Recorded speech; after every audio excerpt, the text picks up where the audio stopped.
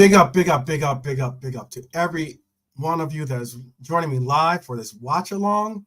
We're going to watch our boy Lucho take on the U.S. men's national team here in America.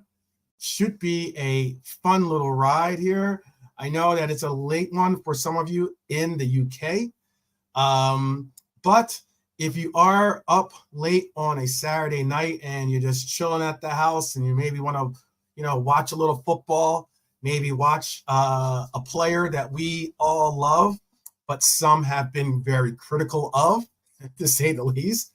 Lucho, somewhat, I guess you could say lead a team because, today is going to be interesting. The lineup is a very interesting lineup in that we have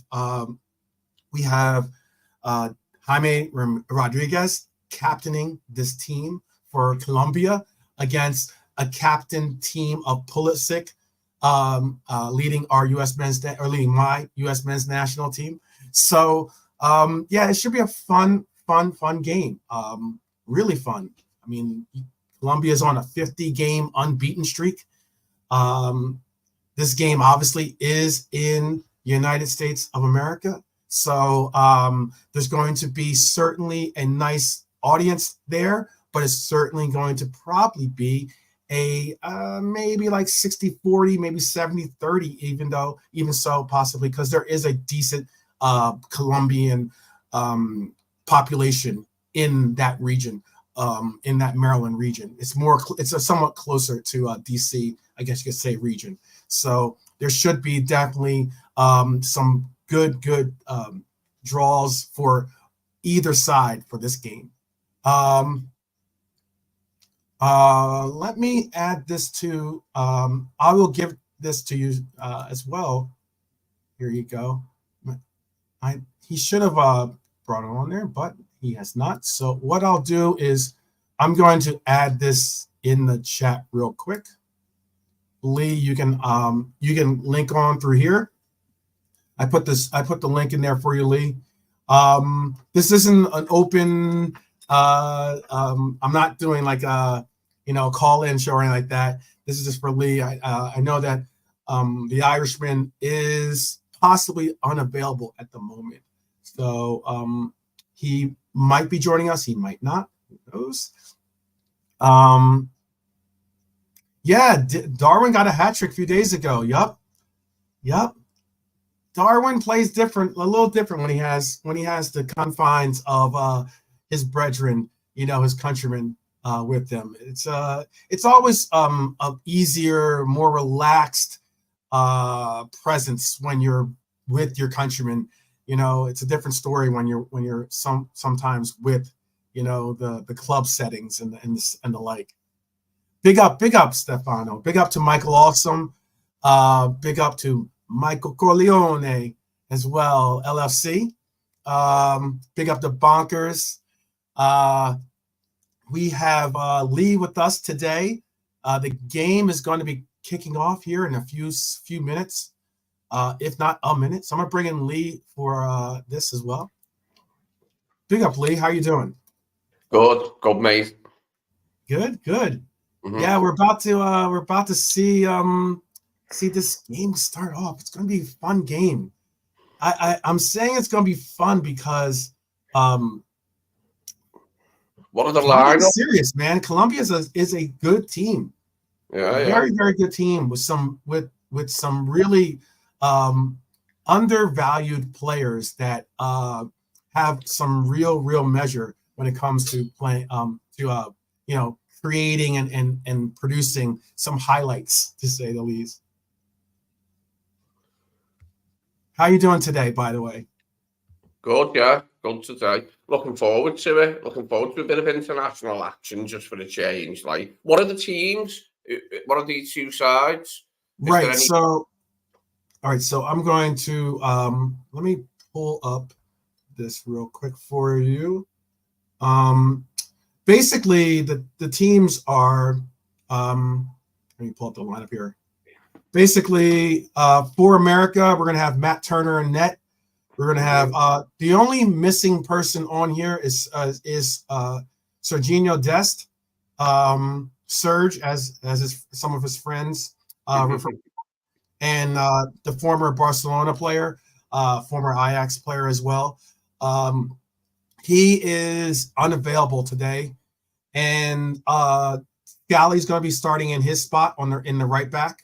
We have Chris Richards, plays for Crystal Palace. Good player that's going to be starting today. We also have Tim Ream, the Fulham player. I believe sometimes the Fulham captain as well. That's going to be starting for us today as center back. Then we'll have Anthony Robinson, another Fulham player, a player that we've also been linked to. We have Weston McKennie, and then we have on the other side Giovanni Reina, a player I wouldn't mind seeing be given a real chance. It's unfortunate that he hasn't been able to get a real chance for Forest, and now he's going back to Dortmund. And then we have Johnny in the middle. We have Timothy Weah, another great internet playing well in Italy now. Balogun, the former Arsenal player, that is our striker. And then we have obviously Christian Pulisic, who's going to be captaining our team. I have the teams that are walking out onto the pitch for the actual, exchange of the flag and banner, and possibly the national anthems. For Colombia,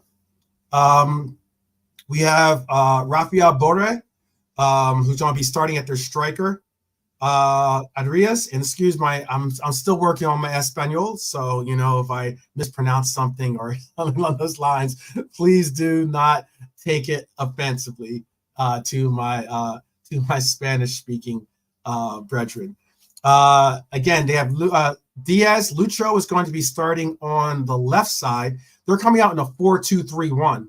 Okay, so it should be fun to see what we can see from a Diaz in a 4-2-3-1, considering we don't play a 4-2-3-1, obviously, with Klopp's system, but with this slot system, we are likely or have been predicted that this is the lineup, that this is the formation that we will be taking on at 4-2-3-1. So it'll be interesting to see Diaz work from that side of the pitch.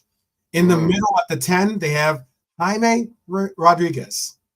Let me repeat that. Jaime Rodriguez is starting this game as the captain for Colombia. That's a big, big thing because he's not doing well. He's playing in Sao Paulo in Brazil, not playing that well in Brazil.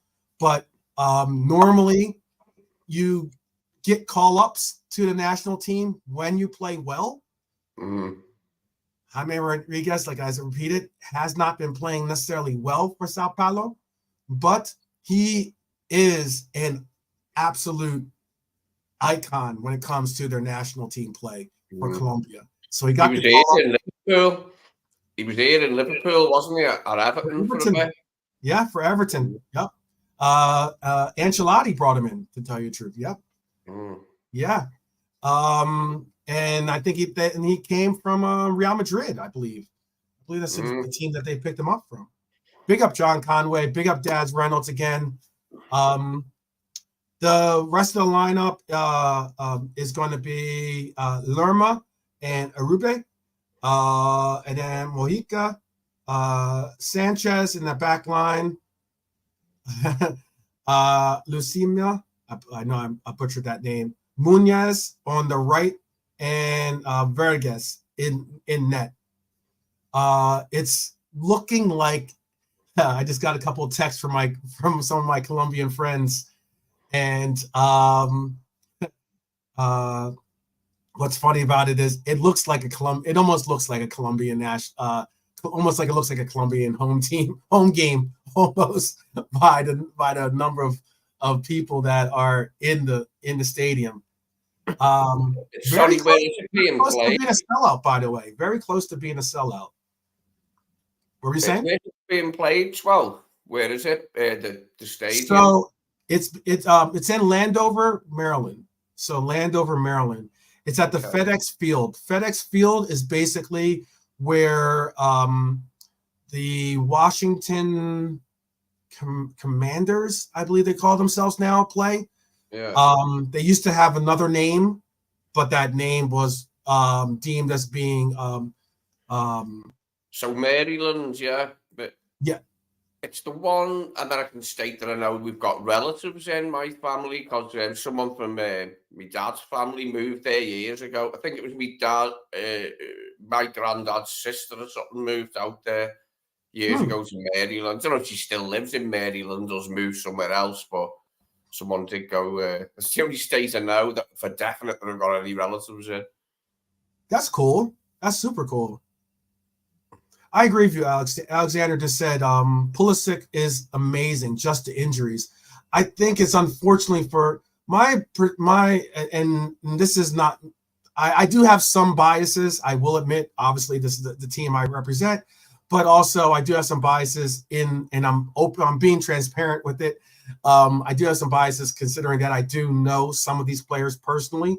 So the last time for the centennial, actually, I helped. I actually got the opportunity to, host and host some of the players here in Arizona. So, and that was way back in the day now. But Pulisic was young then, but he's now the captain. It's amazing of the emergence that he's had, and you've seen from him.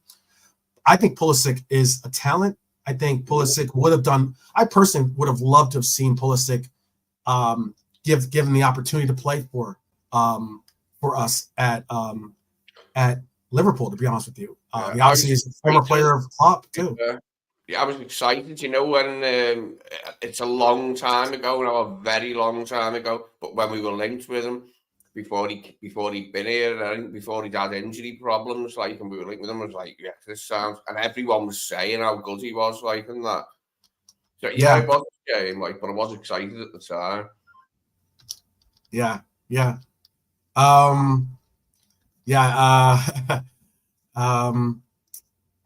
Norm, big up to Norm, by the way. Redbird, big up to you too. Yeah, he's talking about Alessi Lawless. I call him the ginger beard. The ginger beard. He has like the. He used to have that you ever heard of the band ZZ Top? Yeah. He had that look to him, Alexei Lalas. I remember him well, I remember him very well, actually. He was quite a groovy guy, wasn't he? And a laugh when he was interviewed, Yes, yes. Alessi Lawless went to the state college in my home state of New Jersey. So he went to Rutgers, and yeah, was part of that very historic, very historic national team that went to the World Cup that we hosted here in America. Yeah, it's one of those. Alessi Lawless is a very outspoken person, to say the least. He has opinions, and he lets you know his opinions, and he's very confident about his opinions, to say the least. Captain America, that's Pulisic for sure. Redbird says if they ever fulfill Werner's dream and play a Prem game out of England, apart from Euro games, is the day football dies for Redbird. Yeah, it's in. You know what's interesting about that is shout out to John Harkes too. By the way, shout out. That's old school name. That's someone that I know too. He's a good guy. Good guy. Former U.S. men's national team, also a former DC United player. I knew him when he played for DC United. But yeah, we're just talking about the ideas of playing. Do you have a problem with if they were to play a home game or a game in general? Not necessarily, maybe not even a home game, maybe a game, an away game, or a home game, whichever, or outside of Liverpool. They do that in America, and I understand that. And the game's just kicked off here, by the way. The game's just kicked off, and already America is in the. Balogun got an opportunity to try to get a good start there. Do you have a problem if you see a club team, even if it is Liverpool, maybe if it's someone else, you know, you could see maybe like a Spurs or something like that. Do you have a problem if you saw a team play overseas or play in a different country? Depends how many times it was going to happen. Like it was just a few times. No, not really. Don't see Okay. the problem. Okay. Here's a question for I know you can see the screen actually. So here's a question from Norm, by the way. Greg Berhalter, 43 wins, 12 draws, 14 losses as the U.S. men's national team head coach. Can you see the screen there, Lee? Yeah. That question's for you. You have something to say about Freddie? Yeah, Freddie Boswell. He's a character from like a Liverpool comedy soap opera thing. And our ex-chairman, David Moore's the one who sold to Hicks and Gillette. He resembles him a bit, like he has a big bushy tash. Or someone remarked upon it that he looked like Freddie Boswell on the pitch at Anfield anyway. And everyone just found it funny because he looked like this guy, big tatty hair, like, and a big bushy moustache. Yeah, that's where Norman's coming from. Bread, it was called. Bread was the series. But it was all right. It was watchable, but it was a little bit cliched and a little bit lame as well. Like, made Scousers look a bit weird at the same time. And other people from around the country would refer to it like as if it was real or something. No, it wasn't real. Yeah. I'll tell you the truth. So America's in their white kits. The Colombian kit, by the way, I do own some Colombian kits because I have, again, some connections to the Colombian national team and some of their former coaches and players.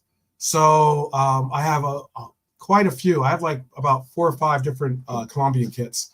But this kit is a nice kit that they have on. They have a black kit with like an orange trim on it, or it's kind of like it's not like an orange. It's like sort of like an orange, I guess you could say, orange, reddish orange. Now that Colombia's already trying to get a little dangerous attack, but now USA pushing it out. What I was going to say is, with this kit, they're sponsored by, I think they're by Adidas is the kit now for Colombia. They used to be by Umbro. They used to be by a whole host thing. Diaz doing his magic. I do like the Adidas kits. I like the 3 stripes on the shoulder, on each shoulder. I've always liked that. 3 stripes on the shoulder of a kit. And possibly just down to there, don't have it like on the actual sleeve to the elbow, just have it to there. I always think looks nice, the 3 stripes to there. Yeah, I wish we're gonna do another show just on the away kits and also on the third kit as well. I do a little bit of like football fashion, I guess you could say, in that we did all of the Prem era kits, home kits for Liverpool. That was a fun show. I think a lot of the people in the chat, I think almost all people in the chat were a part of that show. That was a really fun show, and I agree. Like you got to see the progression of how kits were like kind of made, in a sense of like during the 90s, they're extremely baggy. Like they're very baggy style kits. And then like when you got closer to the 2000s, they got a little bit more streamlined, you could say, a little tighter cut. And now like and we've had oh wow. Let me see this. Got a goal, have we? Yeah, we have a goal. Diaz on the right side. Let's see how this progresses, because like trying to see this on my feed is a little bit behind this, but they're checking the goal to see if he's offsides or not. Remember Falcao before he got injured, the Colombian striker Falcao before he got injured. Yeah. There's no offsides on that. There is absolutely no offsides on that. That was just a poor giveaway. Poor giveaway by a U.S. men's national team. Hitachi, yes, Hitachi was the first sponsor. Yeah. I guess John Andreas has a baby on the way, possibly, because he did the whole like stick the ball under the kit thing. Let me see how this actually happened. Oh, Anthony Robinson with a poor effort there. I don't even know what he was doing. That was a poor effort. Reem tried to back him up, and he wasn't able to recover quick enough. It looks like basically what happened was Anthony Robinson went. They were trying to do a through ball to no one actually, but Anthony Robinson tried to do a slide and deflected out, and ends up he deflected into the path of Arias, and that is certainly what they call a giveaway goal to a man who just scored his second international goal.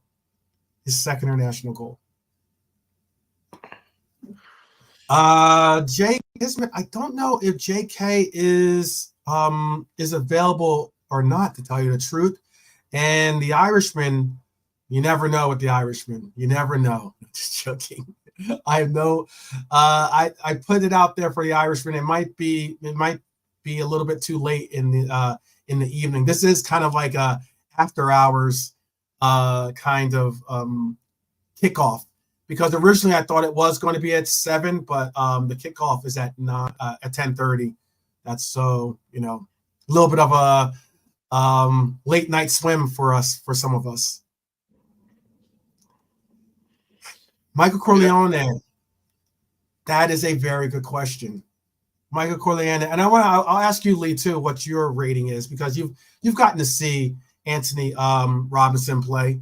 Mm. I rate Anthony Robinson despite the giveaway there. I don't know what he was doing in that. That was just a kind of a brain fart for him in that coverage. But I like Anthony Robinson in this regard. Anthony Robinson has considerable pace. He's kind of like that locomotive style pace. You know what I mean by locomotive? In that, like, once the train starts, he's difficult to stop. Kind of he's not necessarily like rapid in a sense, but he does have some pace to him when necessary. And I would say with Robinson, when it comes to his defense, he's a good player. Not just there, but all the same, he's a good player that you're not worried if he's going to get like bullied off the ball. You're not worried about him not having the ability to like, that's a handball. That's got to be a handball. Oh, we're gonna have to take a look at that. Balogun with a really great opportunity to score there. As we just spoke, Robinson with a great delivery into the box for him. The only thing that we miss out when it comes to big up Chris, by the way. Big up Chris. Chris, if you're available, by the way, hit me up on Twitter if you want to join the feed, the watch along here. Chris is obviously a Liverpool fan, but he's also obviously loyal to his Colombia as well. And I'm certain that he'll have, two allegiances, to say the least, here when it comes to this game. But he's also a proud Bajan Reds TV participant as well. So big up to Chris Angel. And if you haven't gotten that subscription, you need to go get that subscription now. Oh, DS. Trying to bring it down there. But back to Robinson. I think Robinson's a good player. I just don't think the difference between Robinson and Robbo is that Robbo is phenomenal when it comes to his crossing. If you're going like, if Robinson is a 10 on crossing, I would say or Robbo, if Robbo's a 10 on crossing, then I would say Anthony is a 7, on crossing.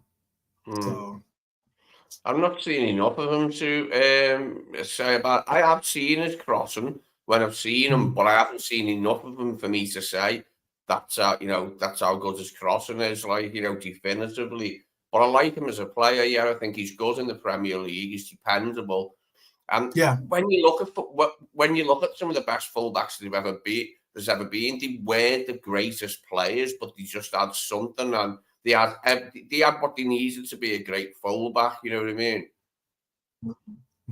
A lot of people have a go at Robertson, don't they? Saying like, oh, his crossing's not that good. Well, there are Liverpool fans that do say that. Tsimikas is better, but you got yeah, to look at the yeah. whole thing with a fullback. Like, you can't pick them just on one aspect of their game. All the aspects of their game that they need, got to be there for a fullback, haven't they? You've got to have some speed. Who would you guys? And I'll put this in for the chat, and I'll ask you, Lee, personally. We all love Robbo. We all understand that Robbo is certainly the hands-on, the more likely choice to be selected as the first team left back. But when it comes to crossing, do you think that Tsimikas is a better crosser than Robbo? Asking that to the chat and to Lee. Do you think he's a better crosser? What I would say is he's a different crosser to Robbo. How do you mean? What do you mean by that?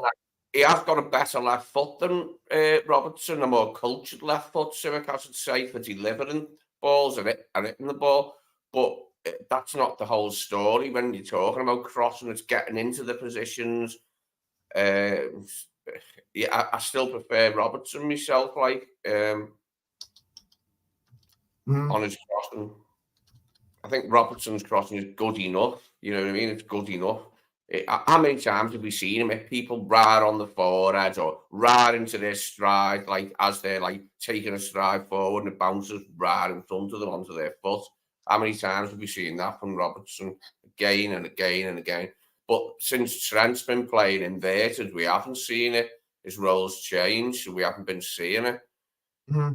His role's been, reduced in that. I think what Stefano says is spot on, and not only spot on, is really possibly the only difference I see between one of the major differences I see between the two, and that is, we have seen Tsimikas be able to cross the ball with his right foot. He is a little bit more ambidextrous when it comes to his ability. He's just not saying that Robbo can't cross at all with his right. I'm just saying that the levels that there are certainly a little bit of differences between the levels between the two. Do you rate would you rate Robbo higher than Alan Kennedy? No. Okay. Yeah. Okay. That was quick. That's a simple. Yeah. He's up there. He's getting there, Robbo. Like, he'd have to go on a bit longer. Kennedy was here for ages. Robbo ain't been here that long. Yeah. Norm is saying, he says, yes. He says Kennedy was brilliant. Staunton would have been as good if we had not sold him in 1991. Okay. Okay. And I guess, Alexander, you might be answering the question of what I said about Tsimikas over Robbo. But yeah. Yeah. It's impossible to tell Les' age if he remembers Kennedy. Yeah. It's impossible to tell Lee's age, yes, if you remember Kennedy. Yeah, Kennedy is a little bit of a ride in the DeLorean, to say the least. But that back line was huge. Daryl, so far, the goal for them was done by Jean Adredas. It was a giveaway goal in that it was a through ball. Robinson tried to. He must have thought that there was someone making a run behind him, so he did a slide. I say slide tackle, but slide to try to make to break off. I think 6 slide tackle, I guess. To break off the through ball, ended up deflecting off into the path, right into the path of the Colombian player. It was a basic giveaway. And yes, the reason why we are watching this game, or at least the reason why I am wanting to watch this game, is not only because the U.S. men's national team, but it's because Lucho is involved in this game, and he is starting, by the way. He is starting. Colombia is unbeaten in the last 21 games, by the way, too. Let me make sure you understand that. 50. They have a 50-game unbeaten streak so far. It's pretty amazing. Colombia does, Lee.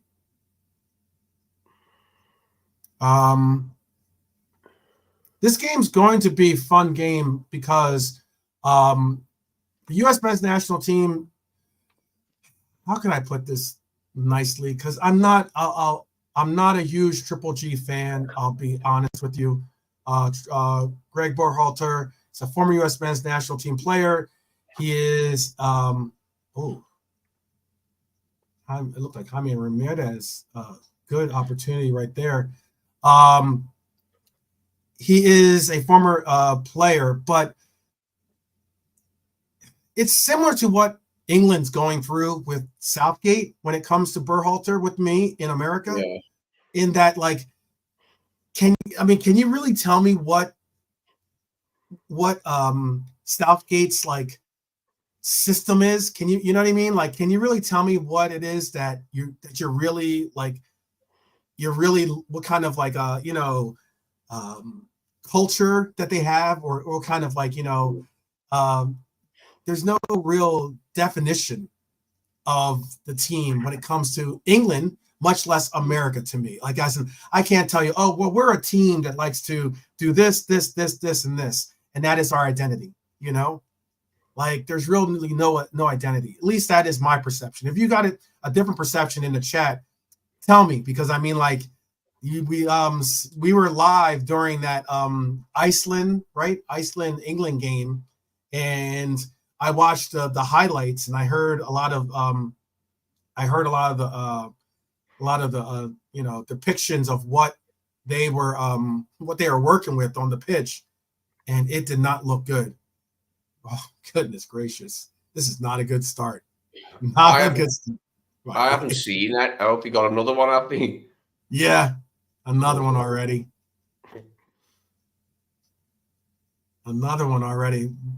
It's a little bit of confusion going on in the back line, which is surprising because, again, it's why I'm saying with Greg Berhalter, there's no, like, it'd be a different story if we could say, like, with Mourinho, you know what kind of team you're going to get. With a Conte, what. Oh, wow. By the way. Oh, wow. What a goal. Borre. They're Rafael Borre. Their striker just did a bicycle kick, by the way, to score. Wow. Sounds tasty. Yeah.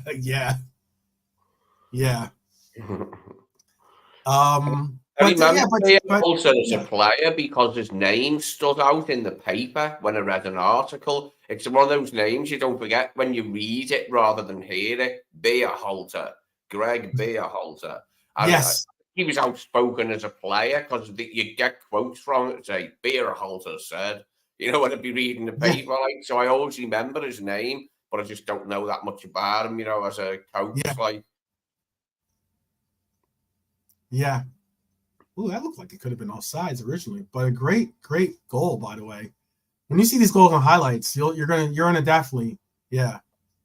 I've not seen the England highlights yet. I haven't seen the highlights of England getting beat by Iceland yet. Yeah, I mean, like, what kind of highlights were? I mean, like, the highlights weren't spectacular. I mean, they showed, like, there was a goal that was almost scored by Trent, but the English team did not look like they were exceptional. It looked like they were kind of already understanding of who's like, it's like they already know who's going to start.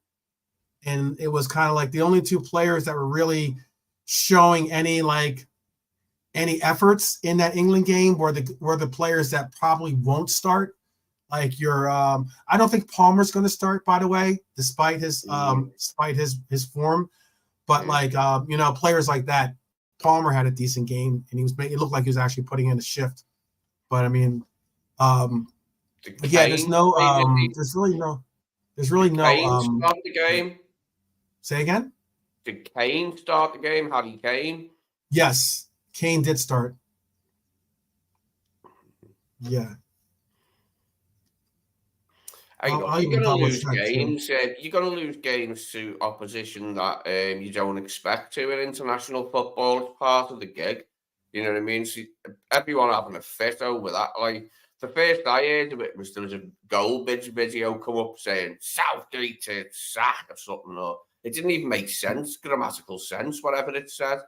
But it said like Southgate's rubbish or something. It wasn't it. Goldbridge saying it. It was like the fans or something going, get rid of him. But yeah, everyone had a fit over it. Apparently getting beat by Iceland. Which I think we've done before under Roy Hodgson. You beat us when we had Roy Hodgson as manager. I remember that quite well. Yeah, he did. Absolutely did. I'm not I don't think that Hodgson is a good coach, by the way. So it is. I don't know. Like, would you say is Southgate better than him? You could maybe say that. It's close. Two peas. Kind of close.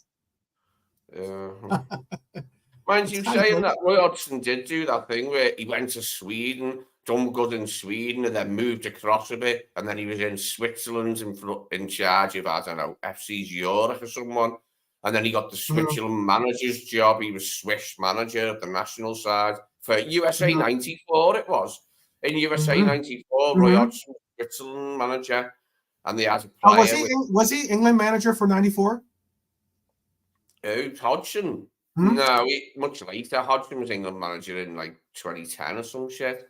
Who was in the chat? Can anyone remember who was and if Lee, you know too, tell me who was the manager for England in that 94 World Cup?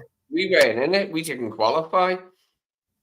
Oh wow! England weren't in it. Yeah, we didn't qualify. And, I think it was Graham Taylor was our manager at the time, and we didn't even get there. Wow. That is kind of like shameless because we obviously got there because we're hosting it. So yeah, we get the free. We would have most likely been in. We would have most likely still been in the World Cup, even if it was played elsewhere. But there have been times. Look, we didn't. I believe the one in Russia we didn't make. And I was devastated for that because I had a lot of friends on that team, and I know that they were all very, very upset with their performance. It's not easy to play. People obviously put a lot of shade to CONCACAF, when it comes to our fixtures, or sometimes, US has got an easy run. Despite what you think, it is not as easy as you think. When you have to play teams like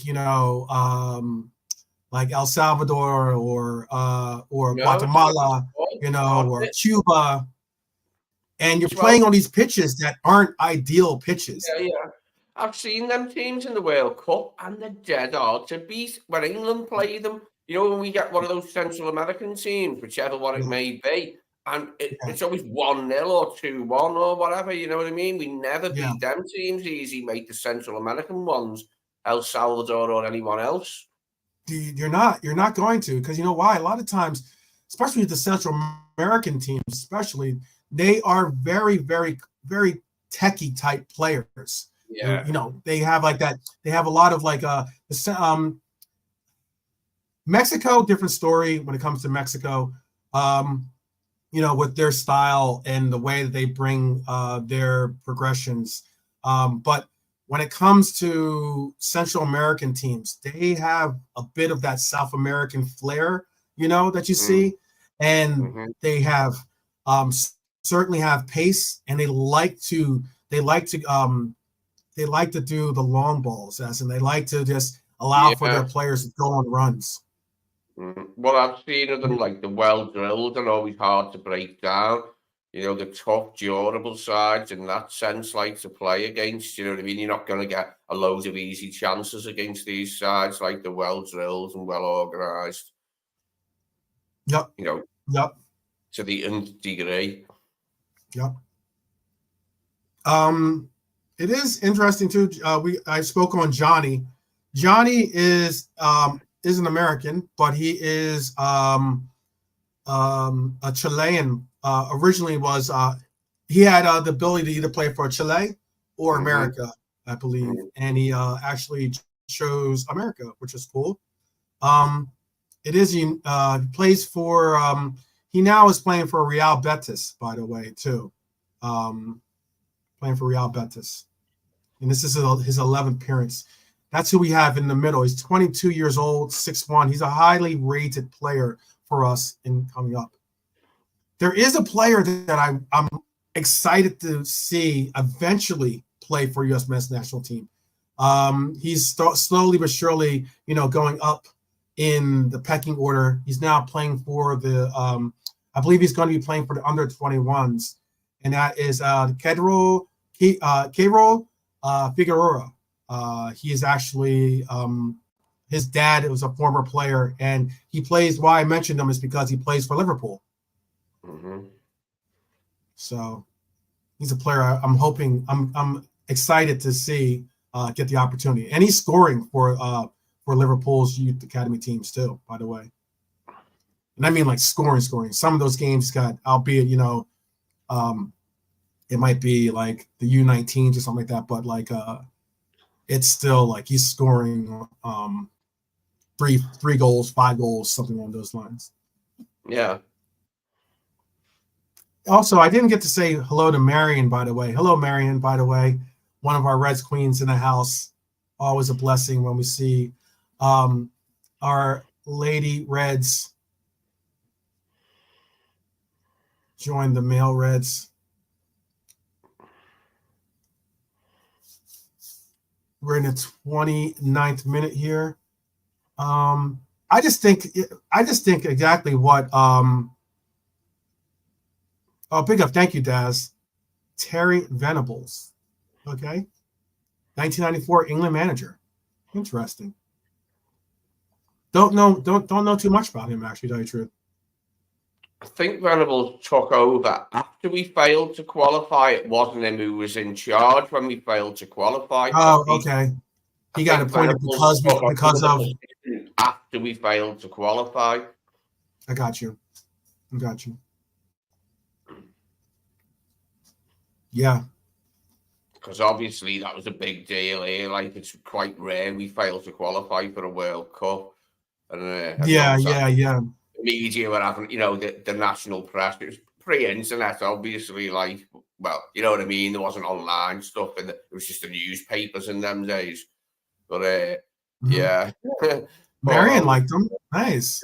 That's a sign. That's a big sign of thumbs up. If Marion gives you the thumbs up, that means that you're definitely a good guy. Evening, High Lord. Evening. It was a really blistering summer in Liverpool, that 94. It was dead hot here that summer, I seem to recall. Did that affect? Do you think that affected the games? Oh no, not like that. Like, I'm just asking because you never know. I mean, look, it is right now. For instance, it is 40 degrees Celsius where I live in America. Not 40. I don't believe I can tell you what let me see if I can find out what the weather's like. It's actually a nice day in Landover, Maryland. Actually, it is not a blistering heat day like I just said. The American chants are, I believe we will win. I believe we will win. One of the most amusing things about the 1994 World Cup was that, every team does a song, usually. They have a song and a release. A team song. Germany did a song with the Village People. Yeah, mate. Yeah. Germany and the Village People. It was called Over There. No, not over there. No, in America, or what was it? It was really bad though. It was a terrible song, like terrible song. And the dancing was terrible from the Germany players. It was really funny though. Like it was sort of like, what's the word? Kitsch or something, like, it's a sort of gem if you like bad taste, like, and like naff stuff. Yeah, yeah. Yeah, Norm. We beat England. Yep. We beat England 2-0 in 1994. I believe our last run-in with you, we ended up drawing with you. I believe our last run-in with you. Yes, that was absolutely. I believe that was against Brazil. It was Brazil-Italy in 1994. Wasn't it the final? Yeah, Baggio missed a pen, didn't he? I didn't want to bring it up. Roberto Baggio was definitely a beloved player. I liked. There's a lot of those players during that era that I really, really liked a lot. I liked his Baggio was incredible too. By the way, he played here in America as well.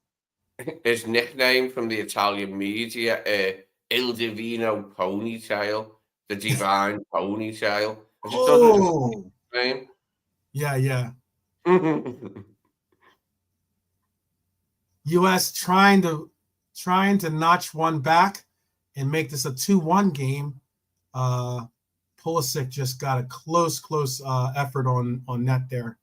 Wouldn't it, to bring the game to life? Would it, like a USA goal, get Colombia on the back foot? Oh yeah, we definitely need them. We definitely. Romario was incredible. That Brazilian team could have been possibly one of the greatest Brazilian teams of all time. That Brazilian team was so incredible. So incredible. I think Thiago's dad was in that one. Possibly. Thiago's dad was, I think, yeah. Dad Thiago was in it. What was Thiago's dad? His name?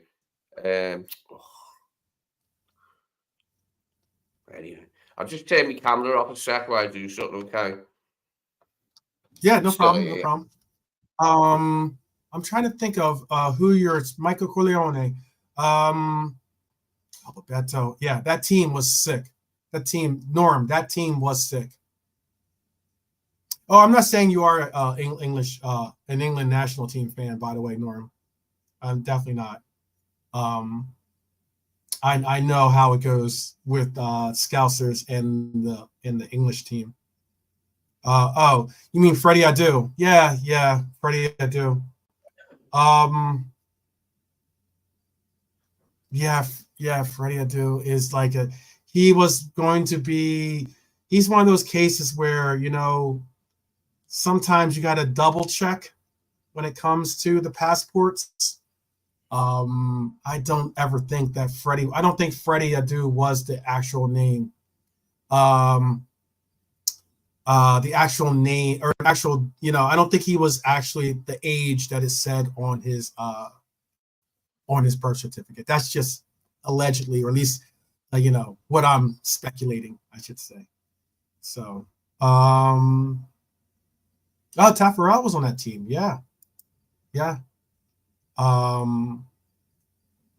Even though that game went 0-0, I think, and ended up winning on penalties, I still thought that Italy game was a phenomenal game. Two phenomenal teams, by the way, too, in that.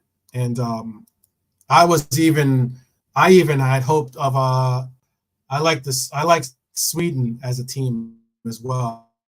I'm a Swedish fan as well when it comes to it. Trying to think of what the lineups were for that game.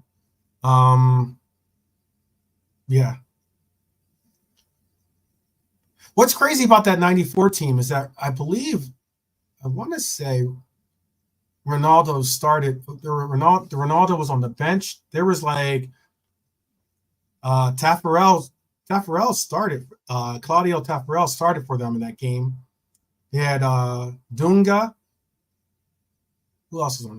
Romario, like I said. Cafu. Remember Cafu back in the day, people? Some of you at least. I mean, some of you might not. Cafu was an absolute incredible talent for Brazil. Definitely. Definitely an amazing. And then for Italy in that game, you obviously have Roberto Donadoni.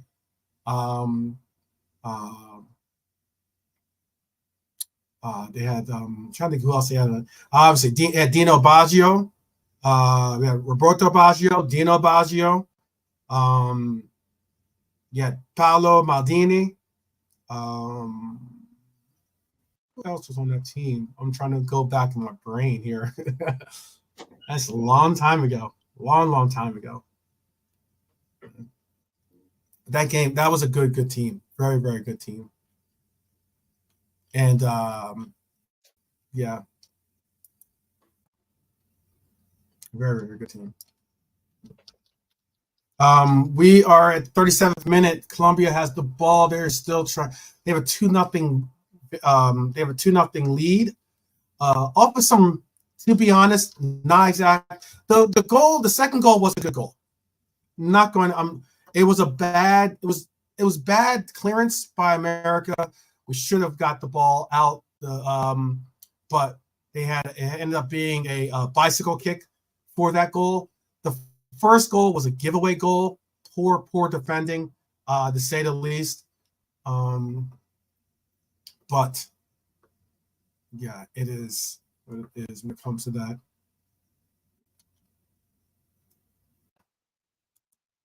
I know that we had Colombia, and I know there's unfortunate, or certainly the terrible news of what happened as a result of the Colombia USA matchup. But Colombia going into that 94 game was a huge dark horse favorite, if not favorite in some people's minds. I was very, very worried about Colombia in the team that they brought out in that because USA had them in their group. So yeah, that was a very, very tiny. Asprilla was on that team, obviously. Perez, Valderrama, they had Alvarez, Herrera. They had Anthony de Villa on that team. Obviously, the amazing talent and duly missed. Andreas Escobar, rest in peace, by the way. For what happened from that as a result of that game was just, it still brings back such like incredible heartache to understand. They were one of the favourites, Colombia, in '94. Yeah. That team that they faced up against had Tony Meola. I know people were trying to get me to give shout outs to Tony Meola, my fellow New Jerseyan.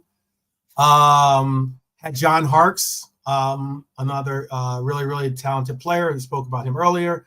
Leslie Lawless, we spoke on earlier. Tab Ramos, one of my favorite players. Definitely an amazing guy as well. He was very, very close with the FIFA office that I worked in. I got to meet Tab quite a bit because I also worked with U.S. men's national team by dealing with their press release, and such. I did all the copy editing and stuff as well for them. So yeah, I got to at the time Tab Ramos played for the team at the time, but then he later on became a coach for U.S. men's national team as well. That team also included Ernie Stewart. Some of you might know Ernie Stewart because Ernie Stewart is a beloved player, but he also, he's a cool guy, to say the least. Originally born in from the Netherlands, actually, but I believe he played also. I want to say he played in either Scotland or Ireland, I believe, as well.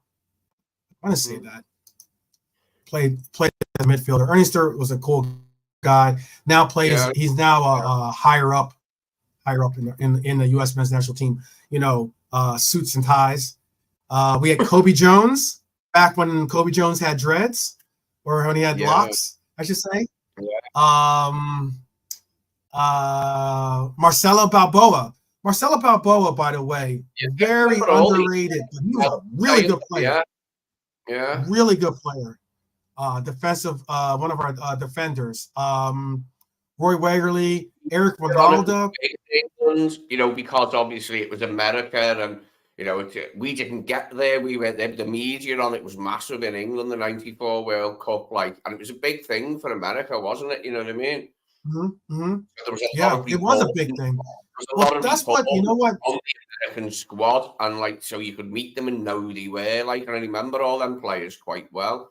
I remember seeing them all talk to the camera and all the other stuff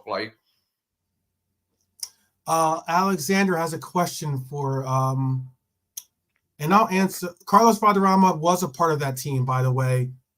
We've got to score that. Come on. I can't believe we didn't score it right there. We just had an incredible chance, dangerous chance to say the least in the box there. Carlos Valderrama, again, one of my favorite players growing up. With the hair alone, you gotta love Carlos Valderrama. He was a part of that '94 team. He was a brilliant player. He was a great watch, Valderrama.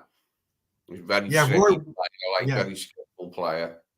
By the way, Norm, Roy Wagerly was a very good talent. He was a real talent. And Brian McBride, played for Fulham. Brian McBride was dangerous. He was quite a good Brian McBride was a beast. He was a beast. He represented so well when it came to America, the style, and that's what I mean by the style and signature play that you expect. He suited the brand very well once he settled in. It didn't take him long. He done well. Brian McBride was a dangerous player for Fulham. Yeah. I don't know if Roberto Carlos. You must be speaking. You're speaking. I don't know. You might be speaking for Brazil, then obviously not for Colombia. And there was a question for me. Alexander says, "Are USA better than Jamaica?" Yes. And simple answer. Despite they did beat us once here, they have beaten us recently. And are USA better than Jamaica, or are you worried for the future? This is probably the golden era for football for U.S. men's national team. And what I mean by that is I remember I said how we didn't make not the last World Cup, but the World Cup before that, the one in Russia. We didn't make that one, but that was probably the end of that era of football players for the team. That had your your Bradleys, it had your Clint Dempsey's. I don't know if Donovan was playing on that particular team, but it had one of my best friends actually had Kyle Beckerman.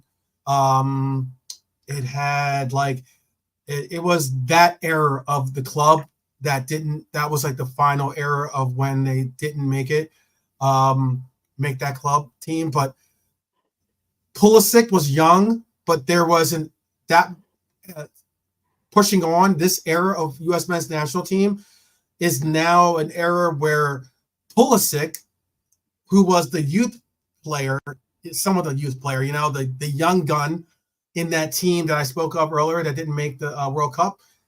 Now he's the veteran. Now he's the veteran presence on this team. And what's unique about this team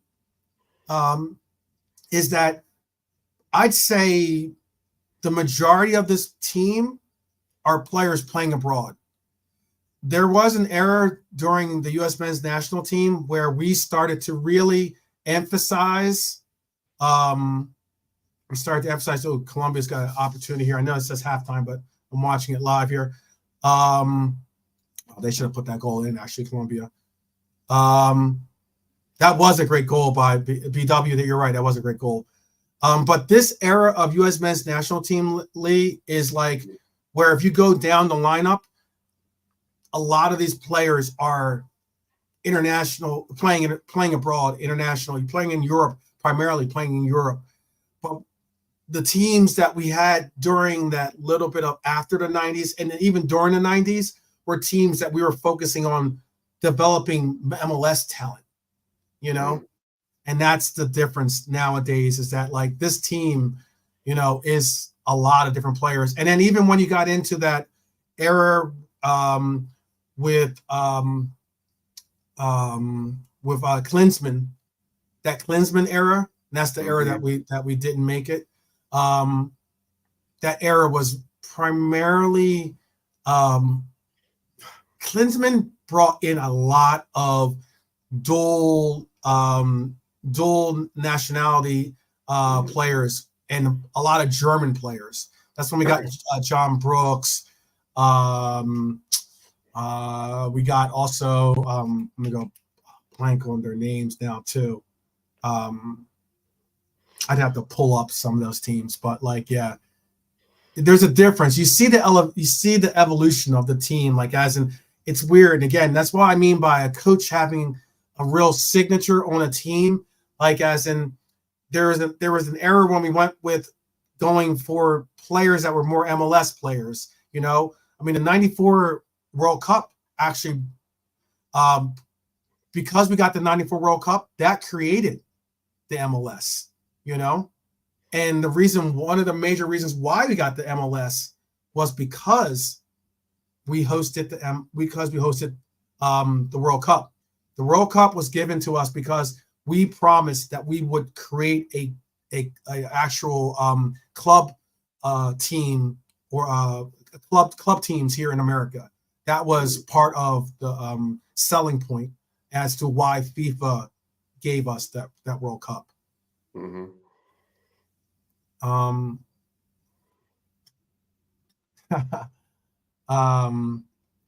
What are some other questions here?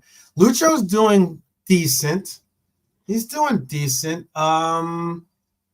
Give you guys some statistics. Lucho's doing decent.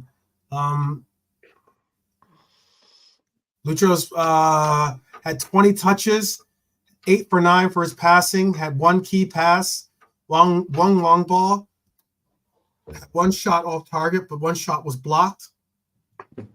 1 out of 6 for his ground goals. That's not that great, but he's doing decent. Lucho is Lucho when it comes to Lucho is Lucho when it comes to the creation that he brings to a team. Really, the creation that he brings to a team is pretty well done. He stepped up when we had injuries up front, didn't he? He became our best forward for a while. When we had no Salah, no Nunes, and no Jota, we only had him and Gakpo. That was it. Yeah. We had to use someone. We were using Elliott, weren't we, as well, on where Salah plays. Yeah. And he stepped up like he was our best player up front for a while. Mm-hmm. Yeah, you know what's funny about it is that I know people are very critical of Lucho. Some people when his dad was kidnapped and his form went downhill, people are all over him saying he's shit, get rid of him. But he soon shut up, like when his form returned, a lot of them, because I remembered their names, the ones who were saying it, and said, what good. Nice, Lee. I need you to make that. We need to definitely write down the names, timestamp it. No, when you're in a chat box and someone says something like ludicrously ludicrous, something that just stands out in its silliness, like in that he's crap. He's never even scored a good goal for us at anything. Or you know what I mean? People were just laying into it, and it's like, hang on now, hang on. Yeah, no doubt. 2-0 at halftime, people. 2-0 at halftime. I'd be interested to see if Lucho, with a 2-0 lead, comes out again. But we might see might see him get 60, maybe 70 minutes in this. I don't know if we'll see a full game out of Lucho on this one. Brian McBride is like, he was the original Captain America, to be honest with you. He played well for Fulham, by the way. He was a real presence for Fulham.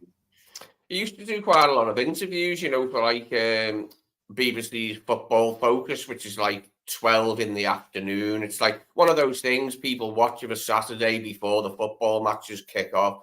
It's on at 12 o'clock noon, so it's like just after, your morning. And he was on that a lot, like Brian McBride, talking about his game and that, like, and his opinions. And I liked him, I liked him as a bloke, because he was okay.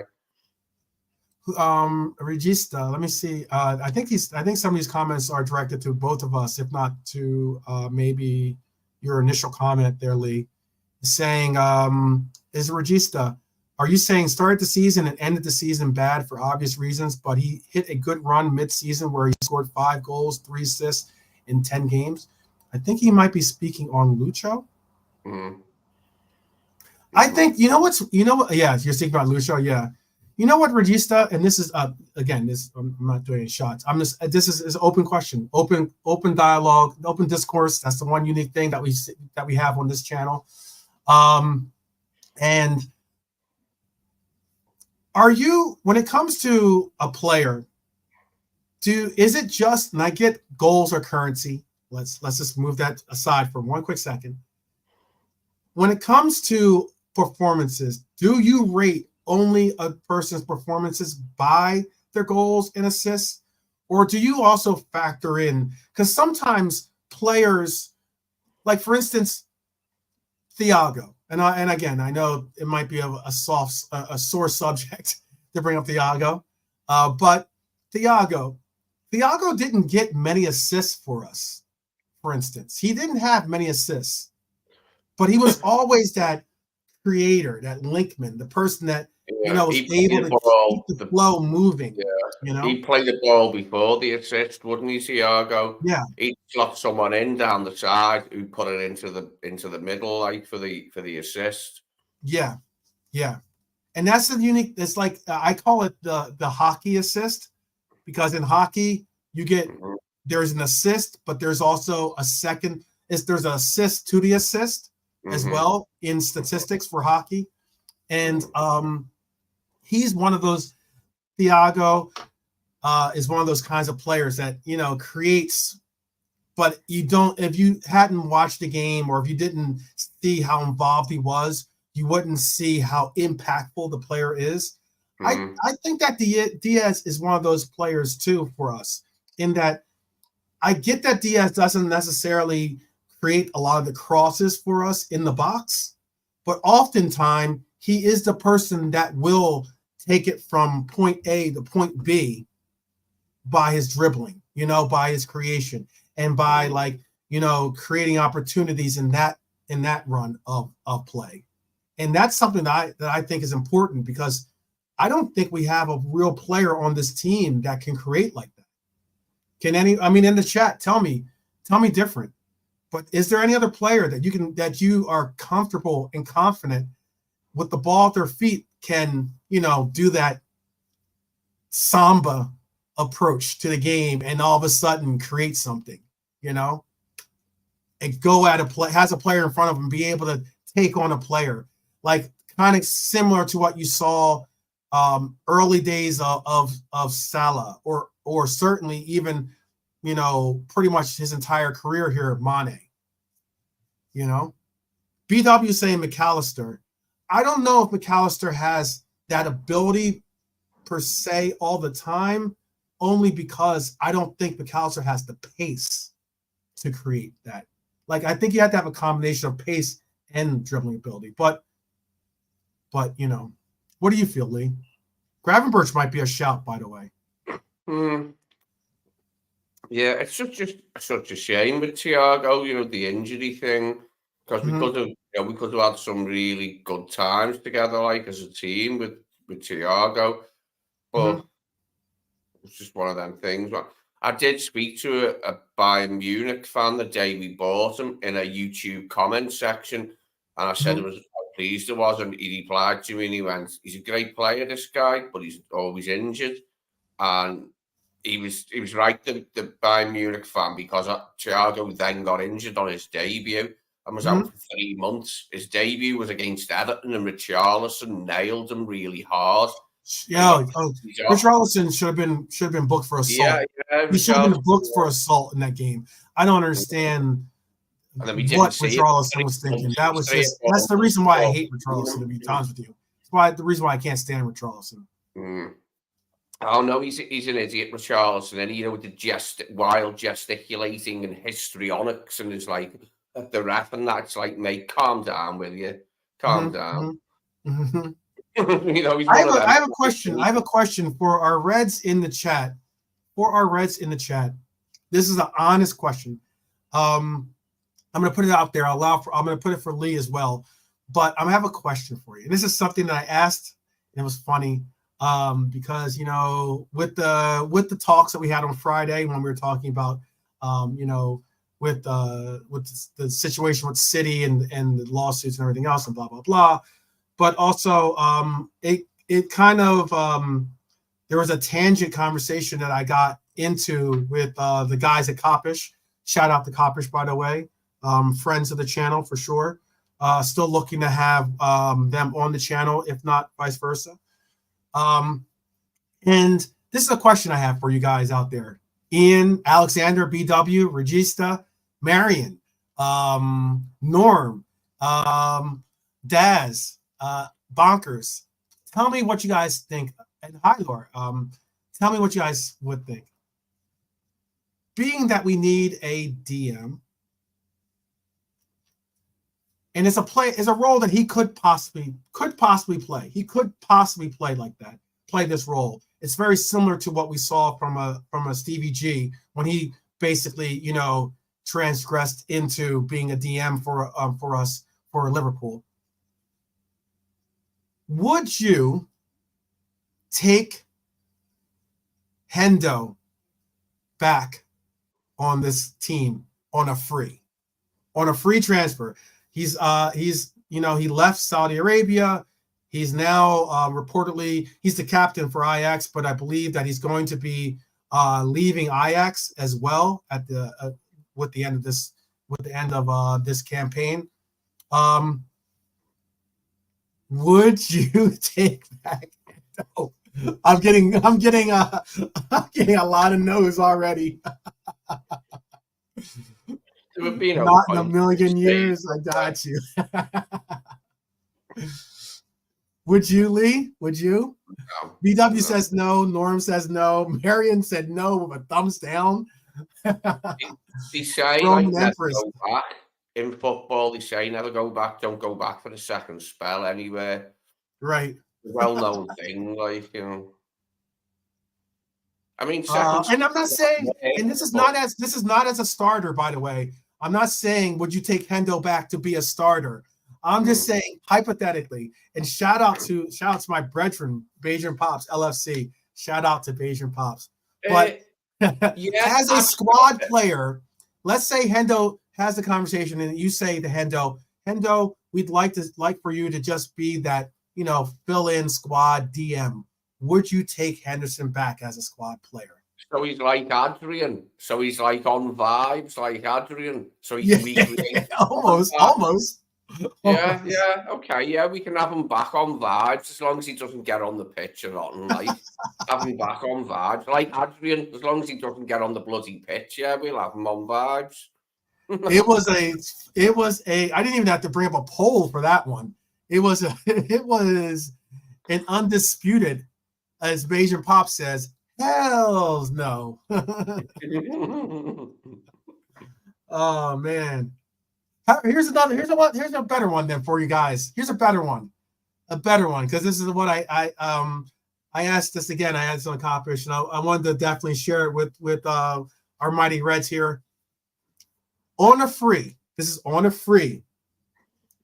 Would you take back right now Sadio Mane? Sorry, I guess it's in my eye here. Would you take back Sadio Mane as a red right now for this upcoming campaign. Where is he, first of all? Where's he playing? He's playing in Saudi Arabia, and he is someone as well that we could get on a free if we wanted to. For me personally, no, because I wouldn't want to ruin the memories of Sadio, like with him coming back and having a few ineffectual performances. It wouldn't tarnish his memory, but it wouldn't be right. It wouldn't feel right. It wouldn't be. You'd have expectations of what you know Mane as being, and like I don't know if he's going to create those same. He might have glimpses of that old Mane. He might even have a nice little run as Mane of old, but you know he should be cooking in Saudi Arabia, and it's kind of like and you saw the form kind of dip down in Germany. Let me hear. I'm gonna include what the chat has to say for this one. There's something distasteful about seeing a diminished Sadio Mane back in our side and struggling to beat players or get past them. He's not going to have that pace. Yeah. All right, I'm just wondering, just putting it out there. There's two names I brought up before. Regista says nah. Norm says no. BW no. But this is a mixed bag. Ian said yes. Marion said yes with a thumbs up. I like it from the Empress Marion. Alexander says hell yes as a 9. Very interesting. Bajan Pop says big up Sadio Mane, but no thank you. Bonker says yes. Yeah, he wouldn't be the same. It would spoil his legacy, Regista says. Hyler says maybe Hendo could be that guy picking. Oh, come on. I'm not going to read all that one out. I'm not going to read that one all out. Hyler says no on Mane.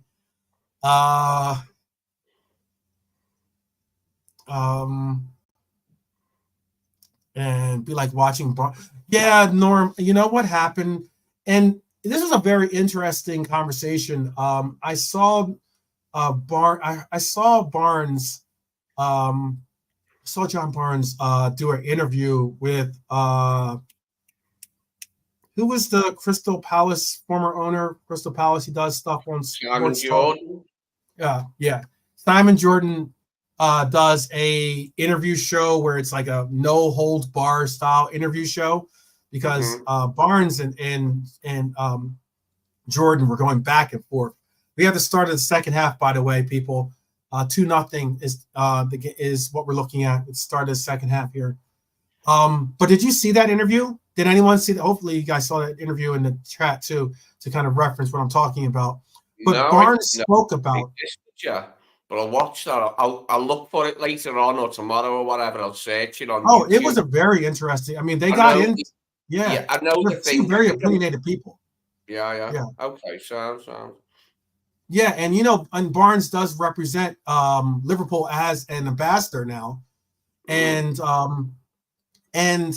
not only does he do that, but he still is free to hold a a very significant opinion, to say the least, when it comes to when Barnes speaks on subjects, and he spoke on some very sensitive subjects, to say the least. But Barnes spoke about when Souness took over that team, and I guess there have been comments out there. I'm sure you or Norm, maybe even Marion, maybe even Pops can speak on this too. But when exactly what Ian brought up too, once Barnes tore his Achilles tendon in '92, he speaks on the fact that he wasn't the same. He just wasn't the same guy, same player, and he in his mind, mind and body weren't on the same page. And he speaks about it, and I'll let you get you kind of give your insight. But he spoke about how when Souness took over that team, Souness was expecting Barnes to be that same player, and he just didn't have it, and they kind of went head to head with the criticism and the takes and the kind of It direction. was sad when John got that injury because it was the death of him as what he was, the attacking, the winger. The he was the best player I ever saw, like live in the flesh, John. And it was the time I saw him at Don't Plays a Part because I was 14 and I was a winger myself, 12th, in school football and then Sunday league football. Sometimes I'd play right back. But anyway, I was a winger, so I loved John. And where was it going with that? What particular angle were we coming from there with John? Yeah, he likes to get. I look for that Simon Jordan thing with him, but yeah, what we talking about his career after he had the Achilles injury and he became a central midfielder, just sitting there. He just didn't have that winger pace anymore. He didn't have that explosion. Yeah, that took his pace away from the Achilles injury, so he couldn't be a winger anymore without that pace. You know what I mean? Yeah. Yeah. And it was sad, you know what I mean? But it happens in football. At least he got to play on and he played a good part in a very good side as a central midfielder. But obviously what people remember the most is the winger, John Barnes. Have you seen his goal for England in the Maracanã against Brazil? Away to Brazil in the Maracanã. Yeah. some goal there. Yeah. Yeah, it was. I'm putting the channels as well that you can watch the game. If you're here in America, I could tell you what channel if you are in. If you tell me where you're, we could do like a little bit of a roll call if you want. You can tell me where you're tuning in from if you are new to the channel here, and I could tell you where you can find this game that we're watching currently. In England, hold on 1 second. I'll tell you where in England you can find it. Let's see. In the United Kingdom,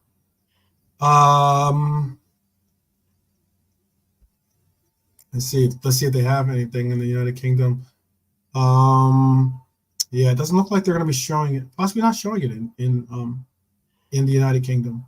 I have be surprised if they were 12, to be honest. Yeah. Like TNT is. I know you guys do have TNT though, so maybe you can find it on TNT. Yeah. Marion says she doesn't like Souness and never has. Just something about him. Yeah, what's interesting is they have a show out there now where oh wow. Great attempt there by Haji Wright. Haji Wright, by the way, plays for Coventry City, I believe. Let me double check here. Who was the team that made it? Who was the team that made it to the FA Cup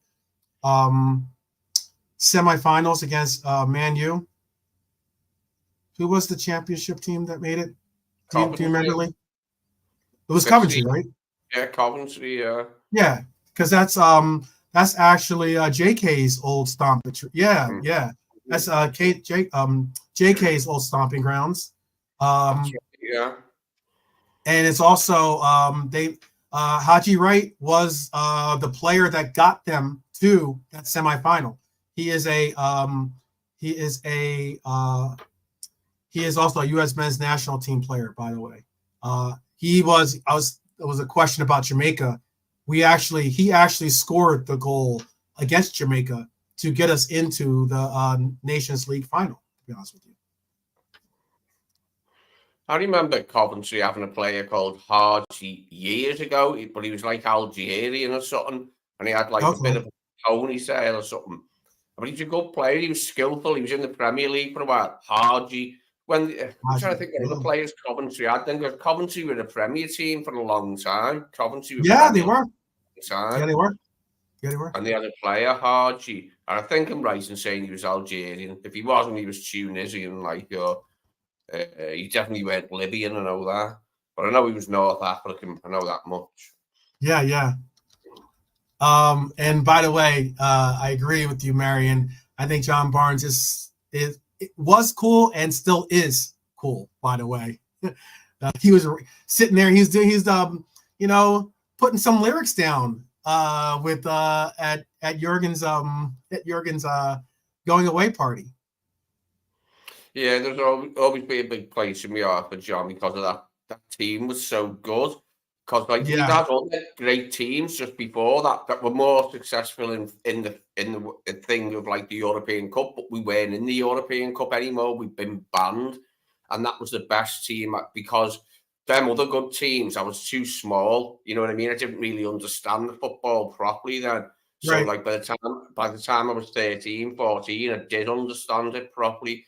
And that's when we got John Barnes and Peter Beardsley, and we already had we got Aldridge, Houghton, we had Whelan, Spachman, Lawrence and Hansen. But Lawrence got an injury soon in that. I think it was in 1987 he got an injury. Yeah. And his career was finished then. But we had Hansen, Gillespie, we had Staunton, we had Nickel. It was just a great team. I have a question for Bayesian Pops, actually. Pops, representing the Bayesians, actually, when it comes to like Caribbean teams and like Jamaica or even like obviously some of the teams in that region, we spoke on John Barnes. John Barnes ended up, I believe John Barnes ended up playing for England, I want to say. The same way, but very similar to what Sterling did, which is he could have played for Jamaica, but he ended up playing for England. Do you hold it against some of those players when they choose the opportunities to play for your Englands or your European countries over some of the nations that they could, their nations that they were born in, by the way? Do you hold it against them? Just wondering. So I know that some players as of late have been choosing to go with their birthplace national teams. Yeah, Pops, I agree. He says, no way. The international politics is strange in the region. Okay. Wagwan, hi, Laura. Definitely Wagwan.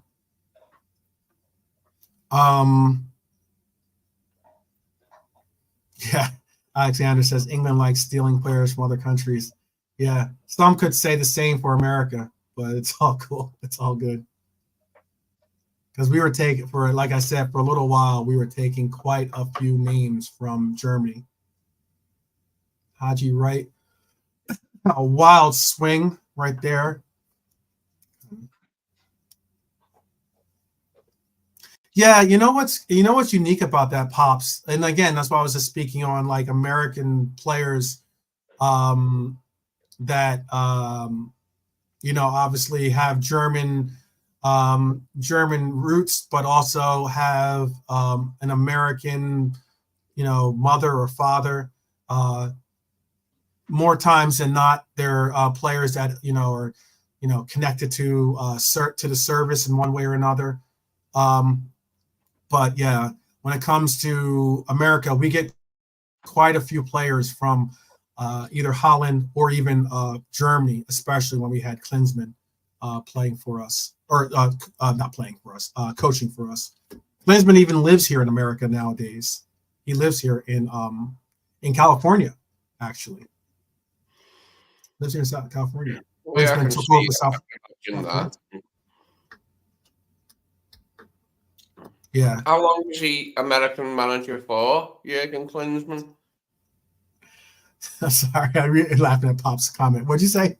Did you say how long was Klinsmann the American national manager for?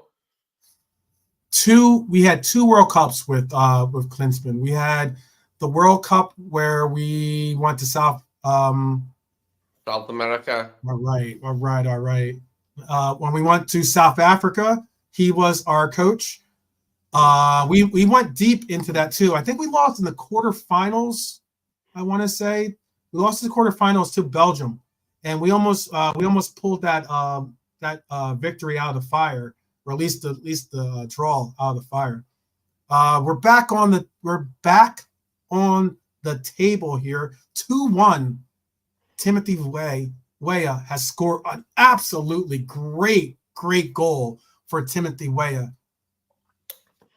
A player that is in form, by the way, is definitely in form, by the way, right now. Go ahead. You're about to say something? Game on. Game on, 2-1. people. Game on. One game on. Let's have Game it. on for sure.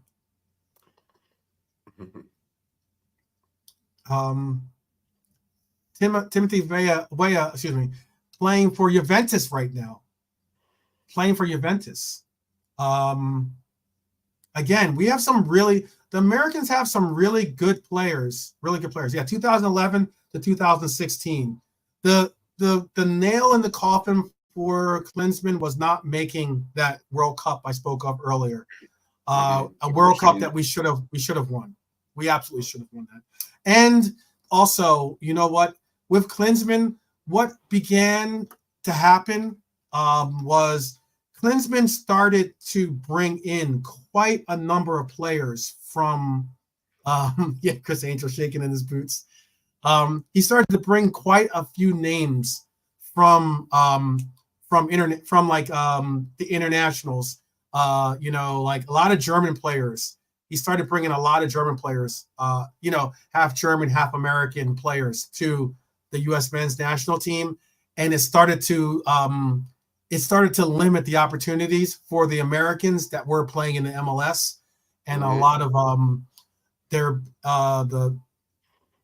the suits, to say the least, started to try to make an effort to balance that out. Bruce Arena became the coach. Bradley became the coach as well at one time. Those two coaches put a higher emphasis on bringing in MLS players, whether it was Jose Altidore and he was playing with our team, but trying to make an emphasis on utilizing MLS players.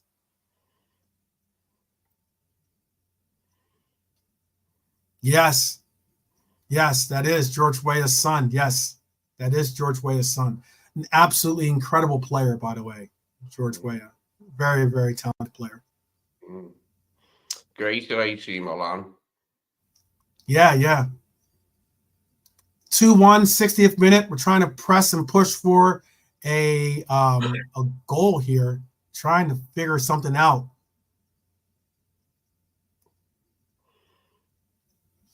So, why is Timothy Weah playing for America? I don't believe that he was going to play for Liberia, for one. I mean, I believe that if you are going to probably end up choosing a club to play for, especially when it comes to brand, comes to possibly even like cultural lifestyle to have to live U.S. Obviously makes it a very, very cool choice. Oh my goodness! Oh wow! By the way, I know you didn't get the opportunity. When you do watch this on replay, I'm sure we are going to hear about it. But Diaz just hit the post. I don't know how that stayed out, by the way.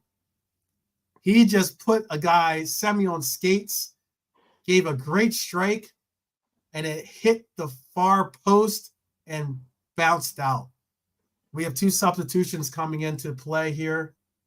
We're going to be Columbia's going to be bringing in two substitutions here.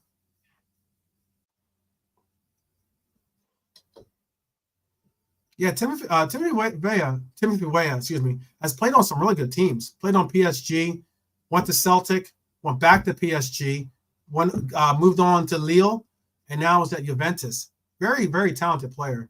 Timothy Weah reminds me a lot of David, if you want to call him that. I think it's David though, Jonathan David, because he's Canadian. I don't think you have to go with the accent works or accents on it. I know, Alexander. Typical Diaz and Nunez. They love the post. They do. They do, unfortunately. Nunes come very get Cuddy on the bar. Mm-hmm.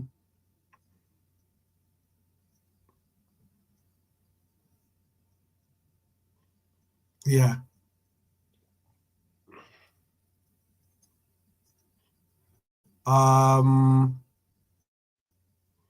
Yeah, this is going to be a good game here.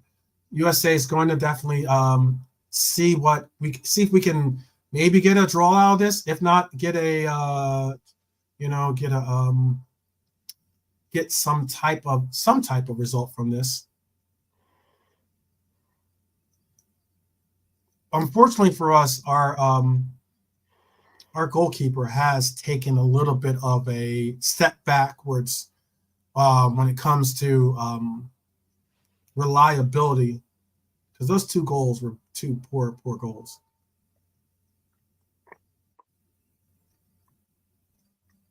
Okay.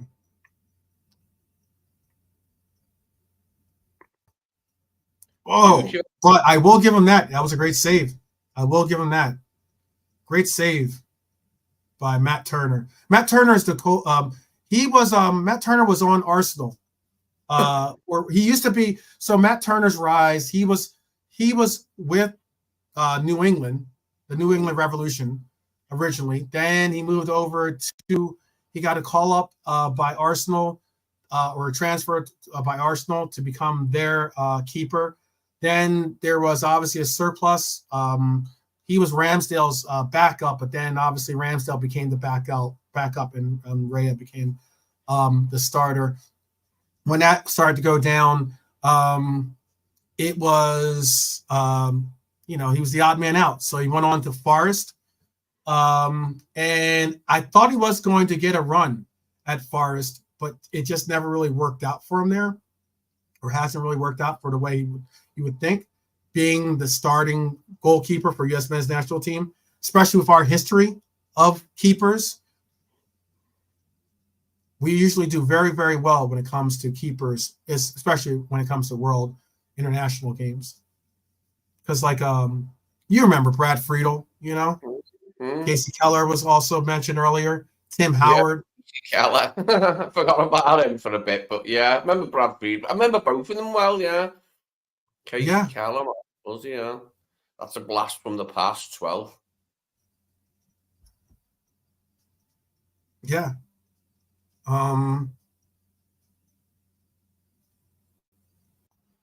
Yeah, we had blast from the past. Casey, and they were all good goalkeepers, by the way. Casey Keller had a good run with Spurs.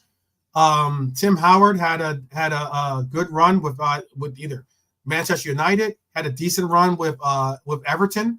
I think he actually might have won something with Manchester United, to tell you the truth. Mm-hmm. He most likely did win something with them. Someone could fact check me on that, but I think he did win something with them. I'm not saying they didn't win a title with him or something like that, but I believe he did. They did win something, whether it was a cup or something. Crystal Palace, yes. Hyler saying, and I'll answer your question, Alexander, in 1 second. I'll bring it up. Hyler says he saw that Crystal Palace is the team with the most English national players in the Euro national team. Says he doesn't think that has happened before, but clearly it's a good sign for Palace. That's an agreement. I would be in agreement with that. That's a incredible feat, because I don't think any of us had Crystal Palace being that heavily ranked. But they made a real turn towards the end of the season. With the new manager, they made a real turn for the better. Yeah, it was a good move, wasn't it, getting him in? It's paid off. Well, it looks like it's going to pay off for them. Yes.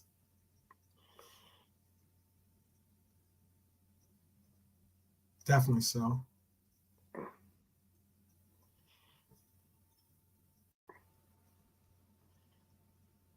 Yes.